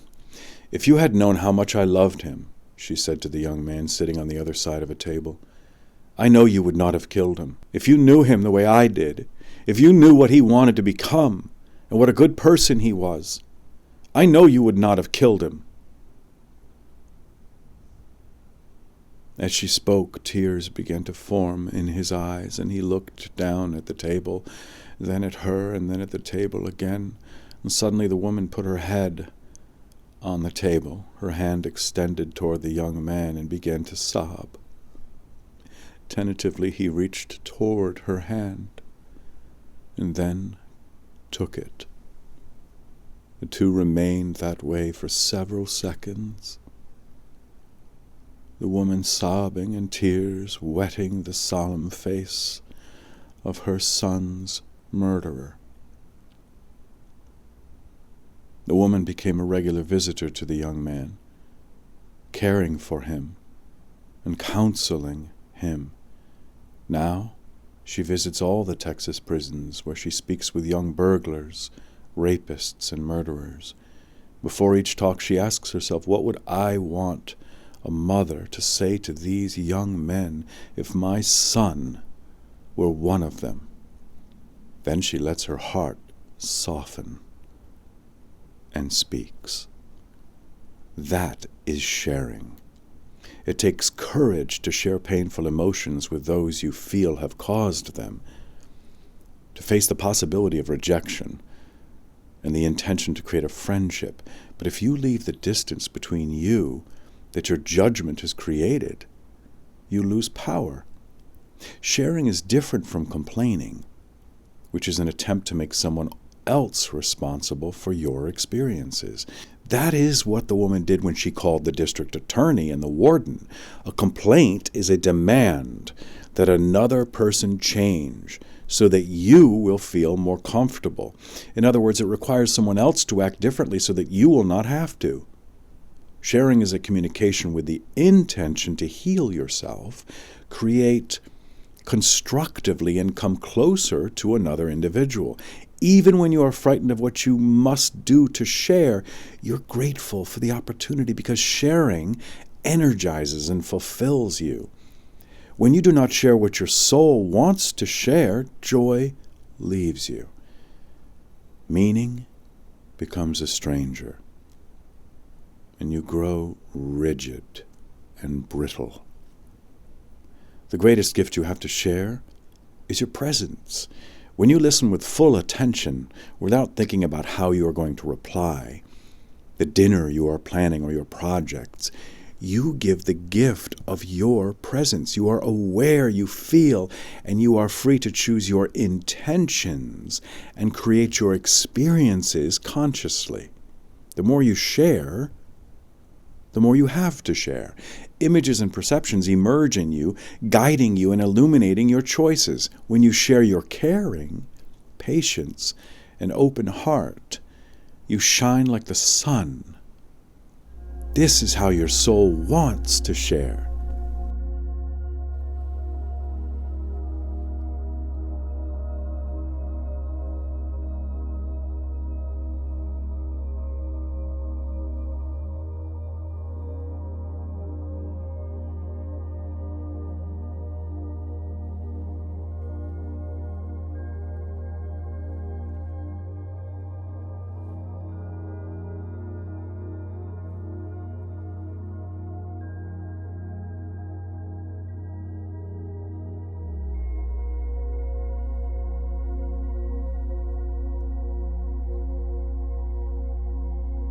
Chapter 22.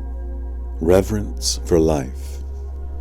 A friend told me about a fashionable party she attended as the guest of a friend. At an impressive mansion with beautifully manicured lawns, servers in formal attire offered hors d'oeuvres and drinks from silver trays. Beautiful food was displayed at convention locations, and a string quartet set a lively and sophisticated mood. All this was alien and distasteful to my friend, who grew up middle class with rigid judgments about people with wealth, such as, "They are ruthless," or "They are ruthless, or they would not have so much," and "They exploit, or they would not be so wealthy." When the music stopped, the hostess appeared at the top of a wide spiral staircase, dressed in a soft black trailing gown. Slowly she began to descend, as though floating downward, while jewels on her necklace and rings sparkled, and her rich brown hair caressed her bare shoulders and accentuated her slim white arms and gloved hands. My friend's own dress suddenly seemed ordinary to her, and she felt her face flush with shame. She wanted to hide her coarse hands, and she longed for familiar friends. As the smiling hostess descended, she seemed amused, but not at the expense of the people there.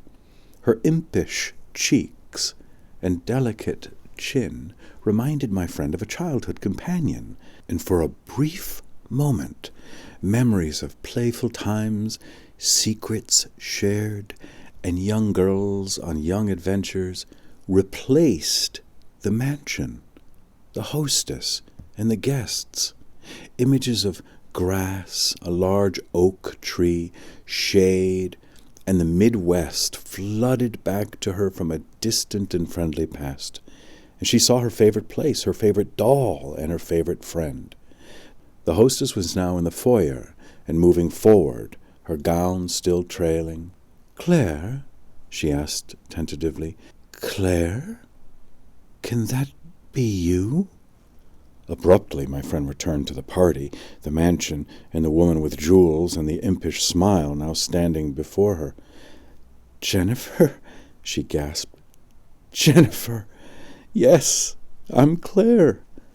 And the two women stood facing each other, radiant with the rapidly returning recognition of a friendship that predated so many struggles, disappointments, and successes.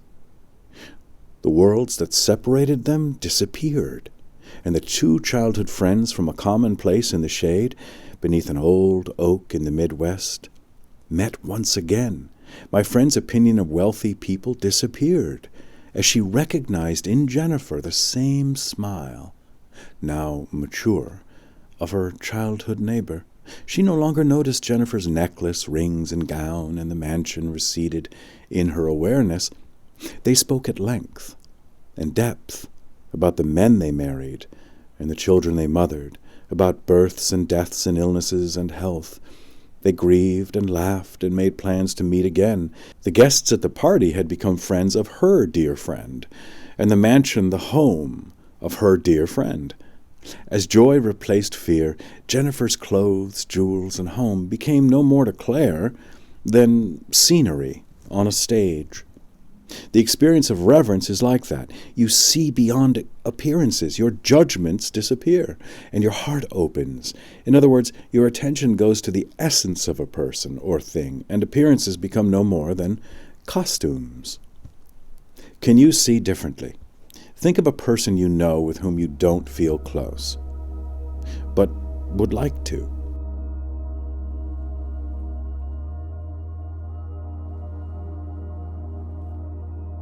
Why do you feel distant? Do you feel inferior or fearful or envious of your friend? Or disdainful, superior, and judgmental?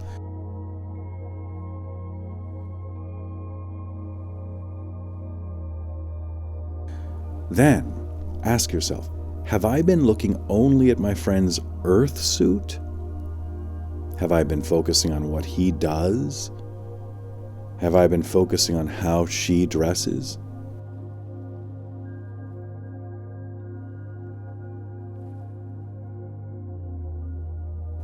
Do I feel I cannot communicate because of a misunderstanding or disagreement?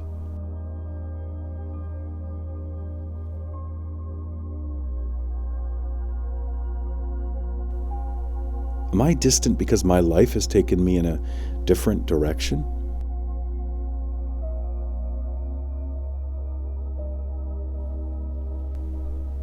Take whatever time you need on this exercise. Close your eyes and picture your friend.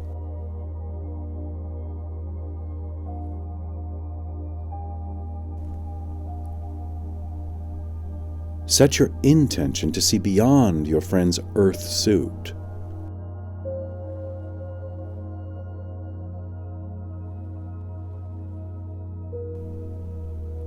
Remind yourself that you don't know all that goes into his life, his challenges, fears, joys, and terror. Remember, you are a soul, and your friend is a soul also.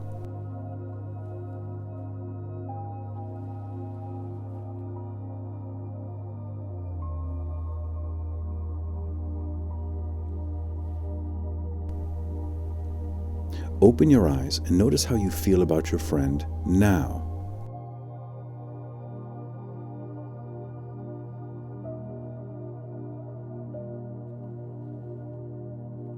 Do you feel compassion? If not, continue this exercise until you feel a shift from seeing your friend only as a personality to knowing he is a soul wearing an earth suit.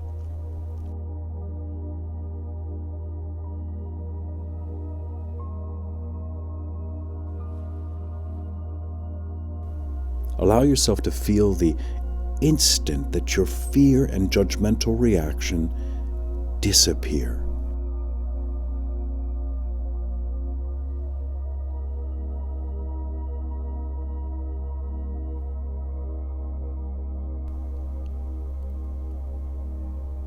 And reverence appears.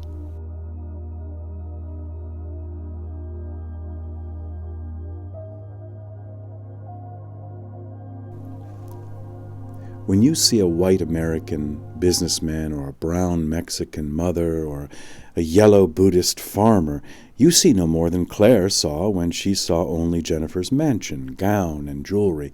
When Claire realized that those things were not Jennifer, they lost their importance and Jennifer became important. The essence of who you are is your soul. As you become multisensory, you begin to see yourself and others as souls first and personalities second. Your personality is the costume your soul is wearing. It is male or female, young or old, large or small, rich or poor, quick-witted or slow, with black, white, yellow, red, or brown skin. Your personality changes with time, and eventually it dies. When you see only appearances, you see only a costume a soul is wearing. Reverence is seeing the soul that is wearing the costume. It is going beyond the shell of appearances and relating to the essence of a person or thing. Remember that all the characteristics your five senses can detect belong to a personality because you cannot see, hear, touch, smell, or taste a soul deeper than appearance. For this exercise, pick a day when you will be seeing many people, maybe those you know at work, some you may have met at a party, or many who are complete strangers in a restaurant, airport, or shopping center. Your assignment is to try to see each person as a soul instead of a personality. And this is an inner experience. While you are doing this experiment, ask yourself, how am I feeling about each person? Am I remembering that each person is wearing an earth suit that is perfect for him? Do the people that I see differently respond to me differently? If you interact, does your conversation with them have a different quality? Write your experiences in your journal. If you think business people in general are predatory, and then you meet a businesswoman who was a friend of your mother's in their youth, Her connection with your mother becomes more important to you than your judgments of business people. And you want to know about that connection. In the same way, if you have a preconception that someone is a cold, impersonal person who should not be teaching in elementary school, and then you discover that he loves children as much as you do, you become more interested in him than in your judgment. You want to know how he teaches troubled children, sensitive children, and slow learners, and how he explains sex, race, economic differences, and drugs. In other words, you open to him. Compassion brings you out of your self-centered isolation and into the larger world of joy and pain that is the human experience.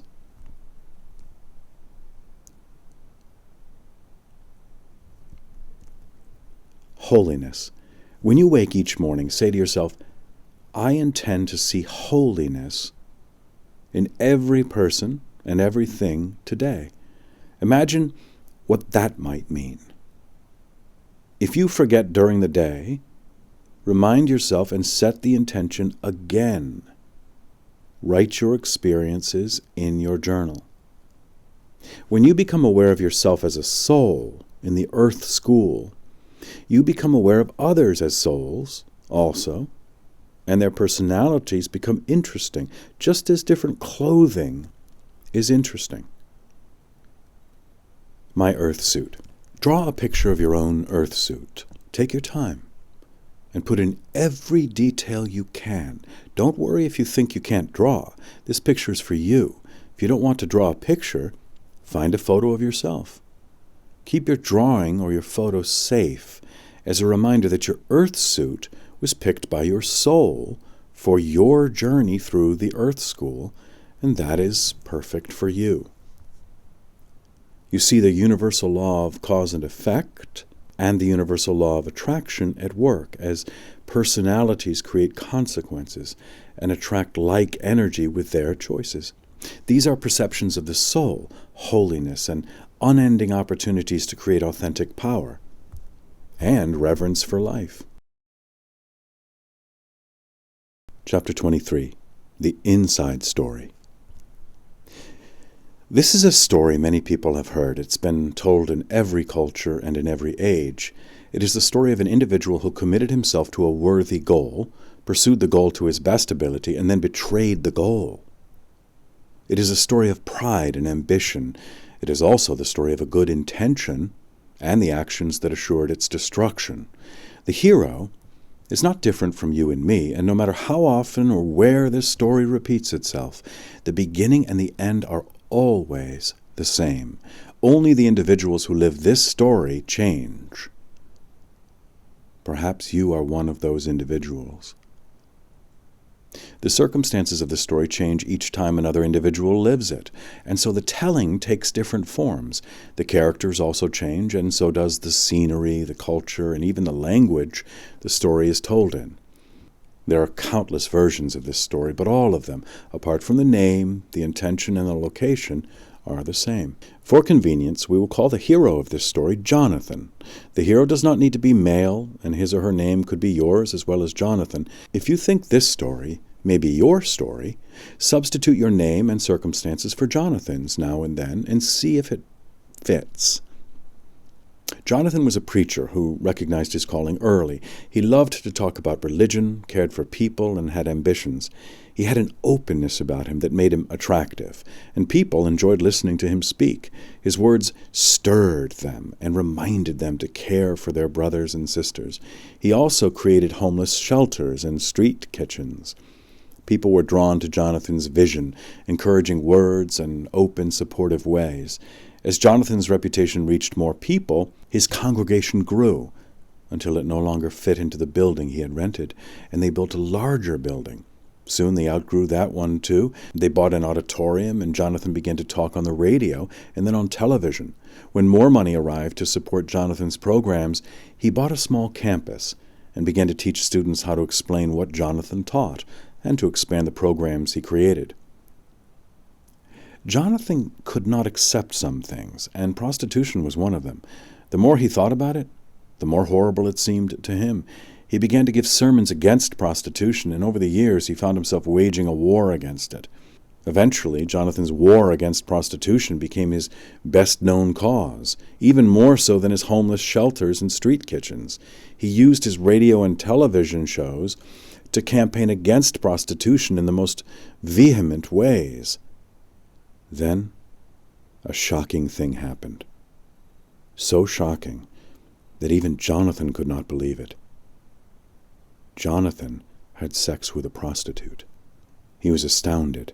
The idea of it, the absurdity of it, the shame of it, the danger of it. He returned to his life with his secret. His revulsion at what he had done grew stronger, and his speeches against prostitution became more passionate. To Jonathan's horror, the idea of visiting the prostitute haunted him. He pushed her from his mind and busied himself with studies, prayer, and service, but he could not escape the thought of sex with her. It came to him at home, then in his office, and then while he was giving a sermon. The more he revisited the idea, the more magnetic it became, and the more he fought it, detested it, and condemned it. The more it occupied his consciousness. He spoke regularly from his pulpit and organized anti-prostitution campaigns and police actions. As the intensity of his war against prostitution increased, so did his fascination with the prostitute. At last, taking great care to avoid recognition, he visited her again. He was simultaneously fascinated and repulsed by her. The intrigue of his visits both terrified and captivated him. He felt an electricity and a trembling in his body as he began each secret rendezvous with an excitement that was absent from the rest of his life. He was torn between guilt, shame, and remorse on the one hand, and exhilaration and carnal fascination on the other. This continued for months, with Jonathan living two lives. One was moral and exemplary, the other was thrilling, dangerous, and sexual. The illicit life quickly became more attractive, more irresistible, and more dangerous. Even so, Jonathan's visits began to seem almost routine to him. He became experienced in concealing them.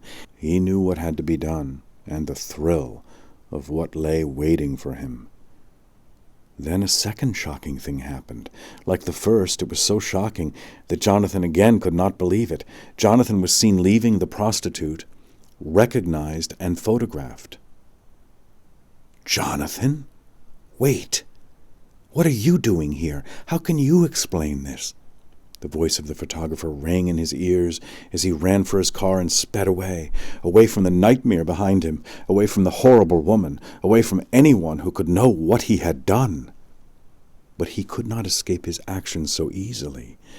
Pictures of Jonathan and the prostitute appeared in the newspaper the next day, and the phone began to ring incessantly. Journalists knocked at his door and waited when no one answered. Jonathan lay in bed. None of the previous night and the morning seemed real. He wanted to return to his congregation, to the people who loved him, to the life he cherished, but all was lost. More photos appeared in the newspaper, but the worst was yet to come.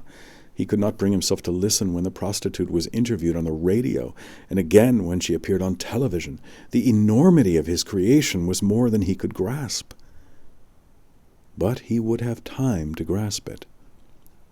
Jonathan could not reassemble the pieces of his life. The trust and admiration of his congregation were gone, and worst of all, his ability to help them, to contribute to their lives, and to share his ideas with them were gone. Everything important to him was destroyed. His integrity, his friendships, and his ability to do what he loved. Years passed, but that episode followed him everywhere. Wherever he went, his story followed him, like a chain around his neck. Heavy for him to carry and impossible for others to ignore, it became a part of his life. When people spoke of his goodness, they also spoke of the chain. When they thought of his noble deeds, they also thought of the chain. Jonathan thought about the chain too. He still is thinking about it. Jonathan's inability to tolerate prostitution was a message to him that he misunderstood. He saw prostitution as evil, and like a white knight rode forth to battle it. He fought long and hard, but he lost his battle, because he fought it on the wrong battlefield. It did not occur to Jonathan that the evil he tried to fight was located within him. And so he saw and fought it elsewhere. He refused to look inside himself, and each time his attraction arose, he pushed it away in horror. Yet each time it returned more robust and more appealing until, at last, it became stronger than he could resist, and the very thing he battled engulfed him. Jonathan became what he despised most. This is the universal story. It is a story of refusing to look inside, and instead looking outside. What you discover when you look inside are the very things you find most repulsive in others. When you struggle against them in others, as Jonathan did, you have no chance of healing them in yourself. The more you struggle, the stronger they become, because ignoring them feeds them and they grow. They shout louder and become bolder and more determined to express themselves. Eventually, they do. What are you tempted by? To keep the extra money you are given by mistake? To have an affair with someone who is already in a relationship? To eat that ice cream, cake, or bag of chips when you are on a diet? To smoke when you have promised yourself that you will quit? Fudge the truth when you can get away with it? Look carefully at yourself and make a list of what tempts you. What you refuse to acknowledge in yourself begins to fill your thoughts and fantasies. If you ignore it, it appears in full color on the screen of your mind. That is a temptation. Temptation brings a negativity within you to your awareness so that you can see it clearly.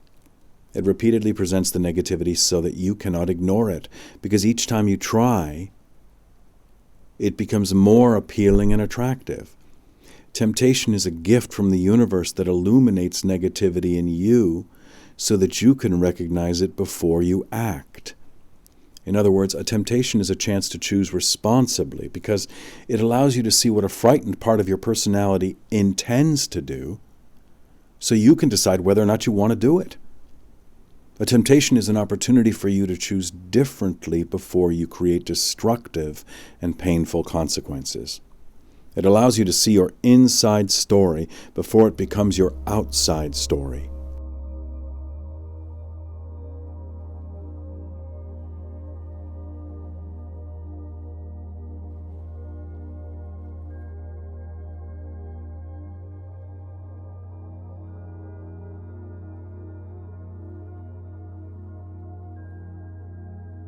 Chapter 24.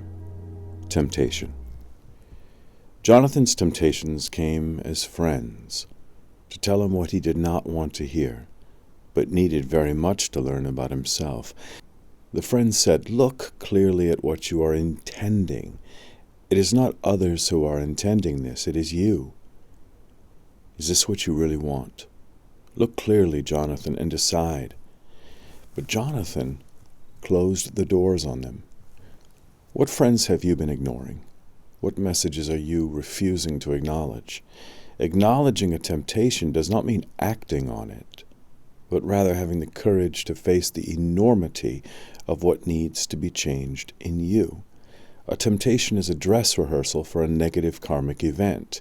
It shows you exactly what you refuse to acknowledge in yourself. Until then, what you will not acknowledge holds power over you. And the more you deny it, judge it, or see it as temporary, the more power it gains over you. In other words, obsessions, compulsions, and addictions originate in you and nowhere else. Your temptations show you how powerful they are so that you can acknowledge, challenge, and change them. A temptation is a dress rehearsal. Make a list in your journal of the things that tempt you or seem almost irresistible to you, such as drinking alcohol, eating food, having sex or looking at pornography, gambling, taking drugs, shopping. Now identify the one area that occupies most of your thoughts, images, and fantasies.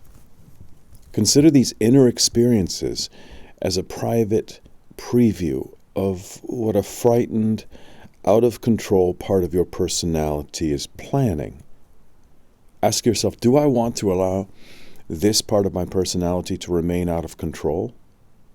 Write what you discovered about yourself in your journal.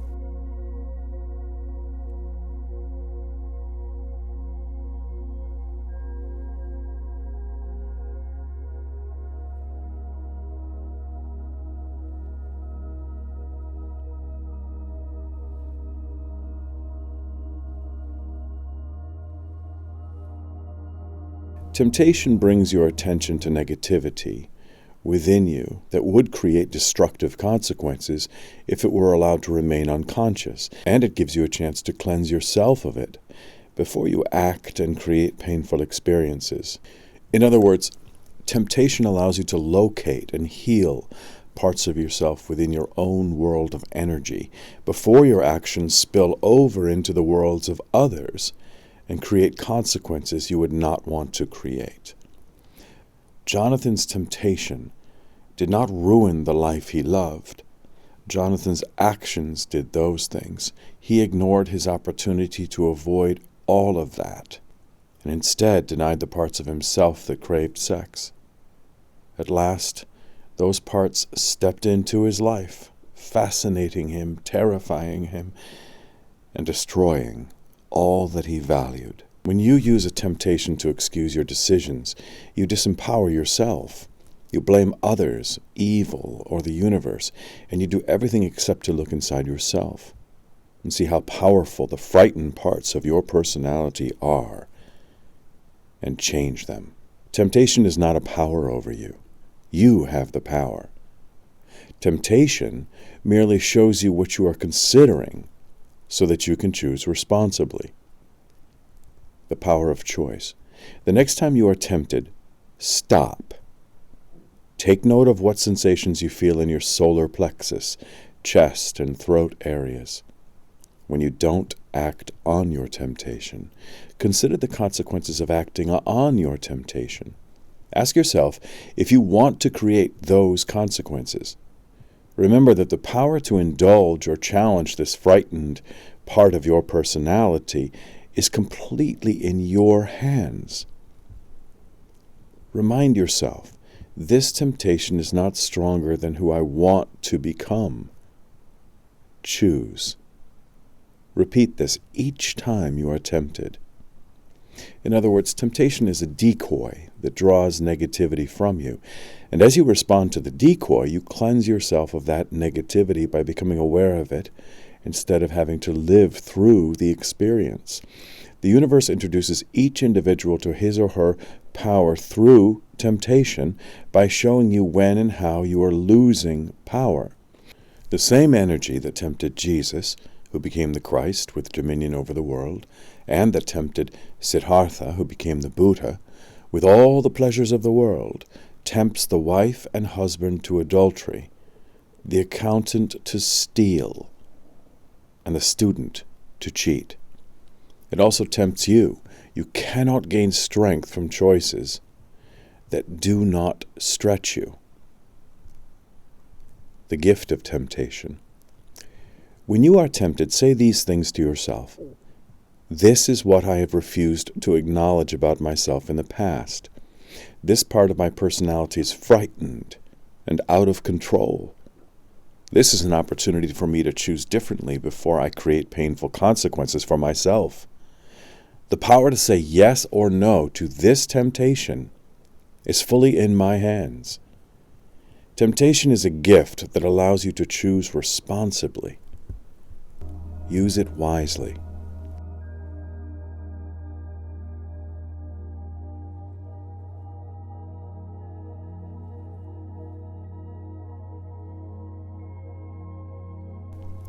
Chapter 25. Possible Futures.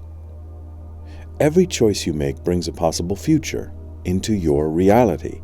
When you choose without thinking about possible futures, the futures you choose are like your past, and your experiences become familiar and predictable. For example, each time you react angrily, you choose a future with distrust, resentment, and pain in it. Your future does not have to be painful. Even if you have reacted angrily in the past, you can respond differently the next time by not speaking in anger, even while you are enraged. Each moment offers you an opportunity to bring a different possible future into your reality. And not even your non-physical teachers know in advance what you will choose when you become angry or jealous or frightened.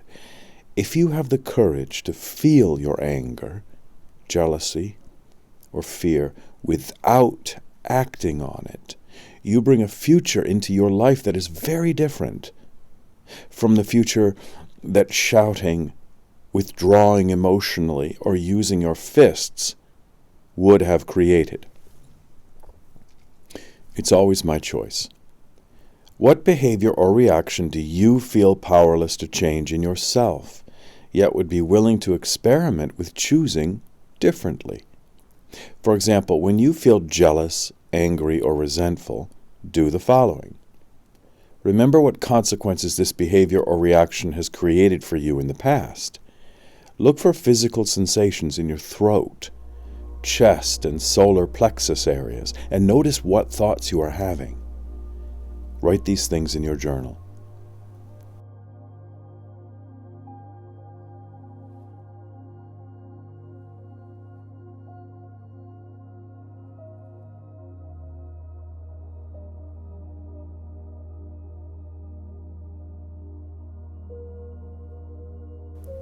Follow these steps to a new choice. Decide what consequences you want to create in your future. Determine if now is the time to change this behavior or reaction. If yes, set your intention to make it a different choice. Make a choice that will create consequences you are willing to accept responsibility for. If you find yourself reacting again, be gentle with yourself and start this process again. Write what you discover in your journal.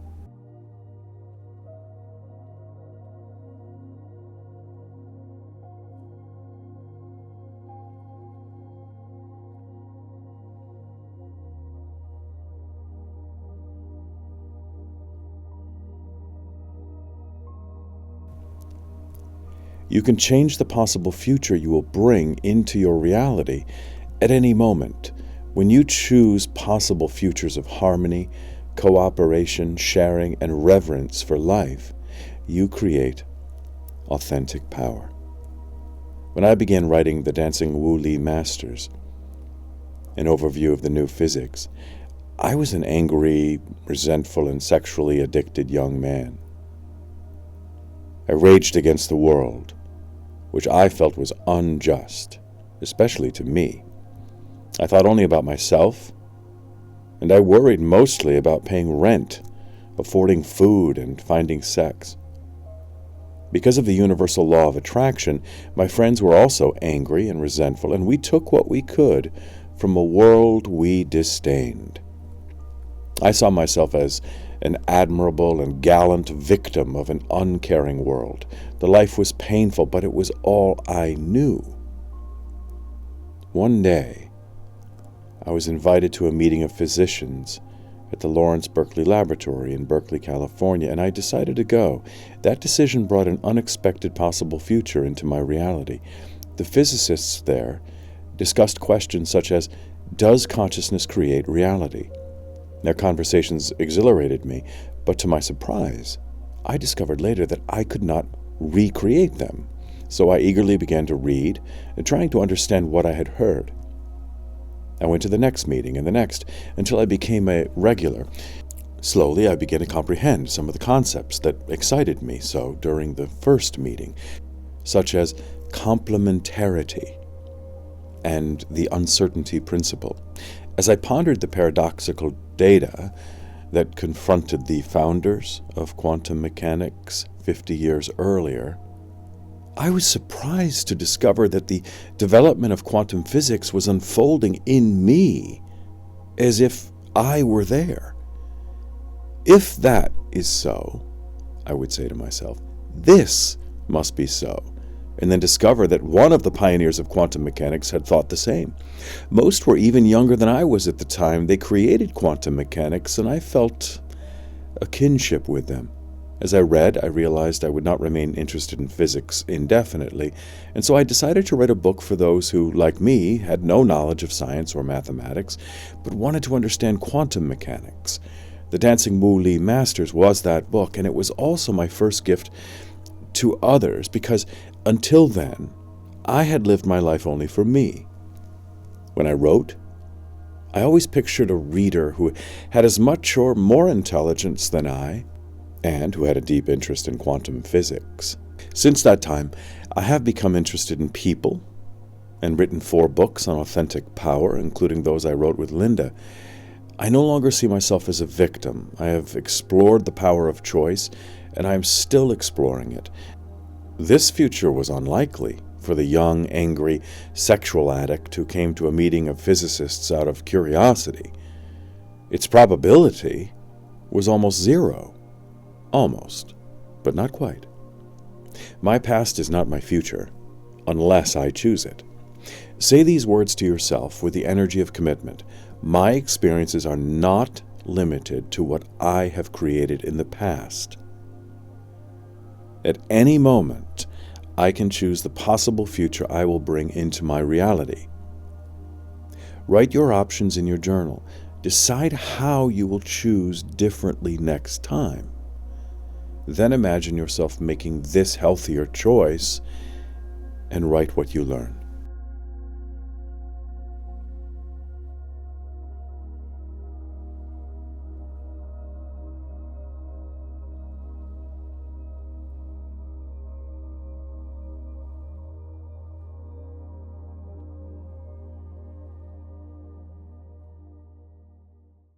Writing the Dancing Wu Li Masters did not heal my anger or my addiction, but it gave me experiences of life without them.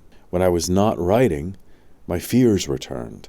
But when I wrote, they disappeared again, and I was fulfilled, creative, and joyful.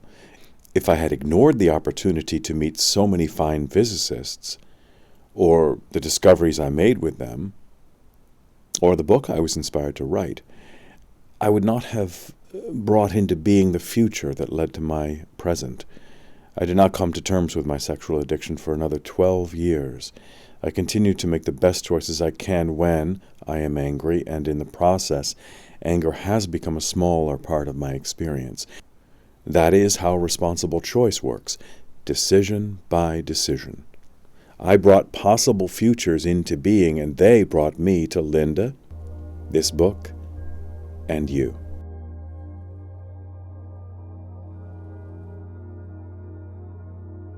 Chapter 26. The Optimal Choice. When you make a choice, you walk through a doorway, and it closes behind you, while other doorways that you could have chosen disappear, and new doorways appear before you. For example, if you choose to move to a new city, the opportunity to remain where you now live disappears, and so do the opportunities that would have awaited you there. But in their place appear new opportunities that did not previously exist. This is how you create the experiences of your life. Each choice offers you different opportunities. You choose one, the opportunities you did not choose disappear, and more opportunities present themselves. You bring a future into your reality each time you make a choice, and as that future becomes your present, you must choose again. This process will not end while you are in the Earth School. Each choice brings into your reality an appropriate future. For example, reacting angrily creates the consequences of anger, and responding with love creates the consequences of love, etc. Choose again. Pick an example of something you do repeatedly in your life that has painful results and that you would like to change. Every morning, say to yourself, each time I react in anger, jealousy, etc., I create a future that is different from the one I created if I respond with patience, kindness, etc. What do I want to choose? Write in your journal what you discover about yourself.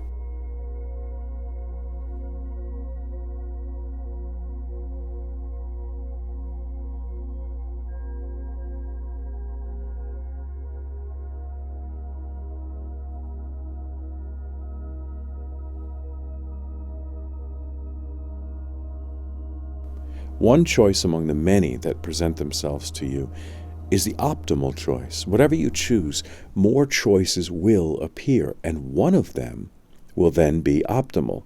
In other words, you will always have the opportunity to make the optimal choice. The optimal choice is the choice your soul wants.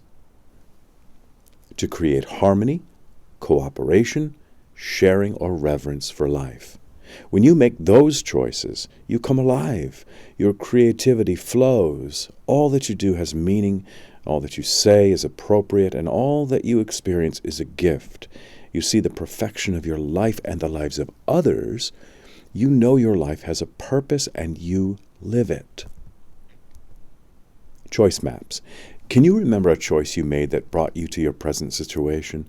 It might have been a choice to move to a new city, get married, change jobs, go to school, etc.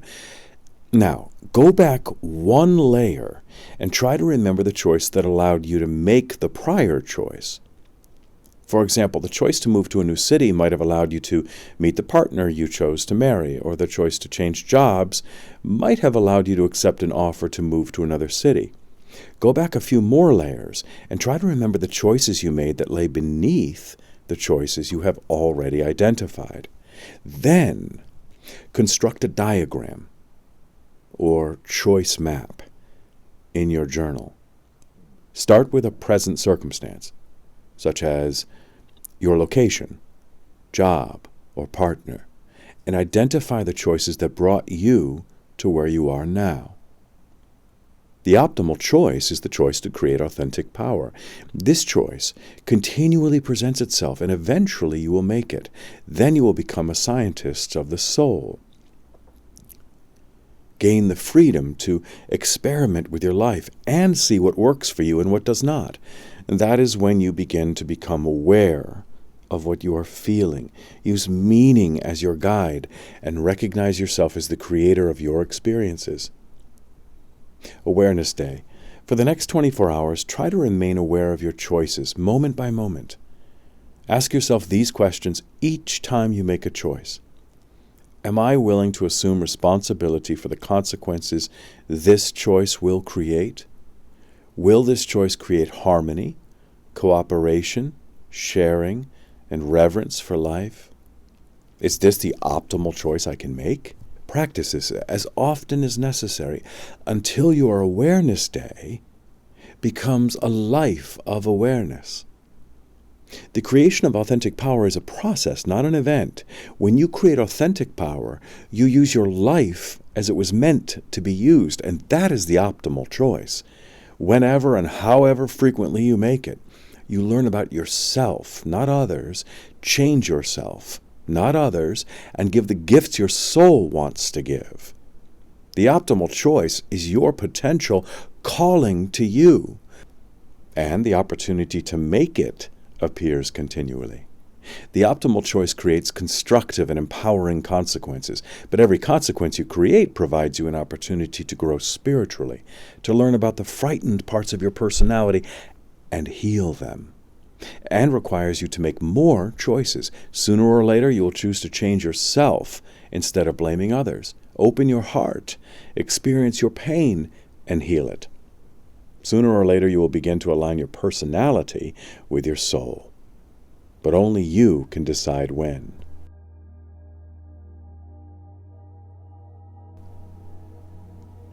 What can I do next? Putting into practice what you have read is always the best next step, and we have developed some powerful ways to help you. For example, you can join us in one-day and weekend workshops, 5-day retreats, 18-month educational program, soul circles, and many more programs. For information, you can visit www.seatofthesoul.com or www.zukav.com, where you can also read soul subjects, soul questions, and soul guest articles each month. We're looking forward to seeing you. Love, Gary and Linda.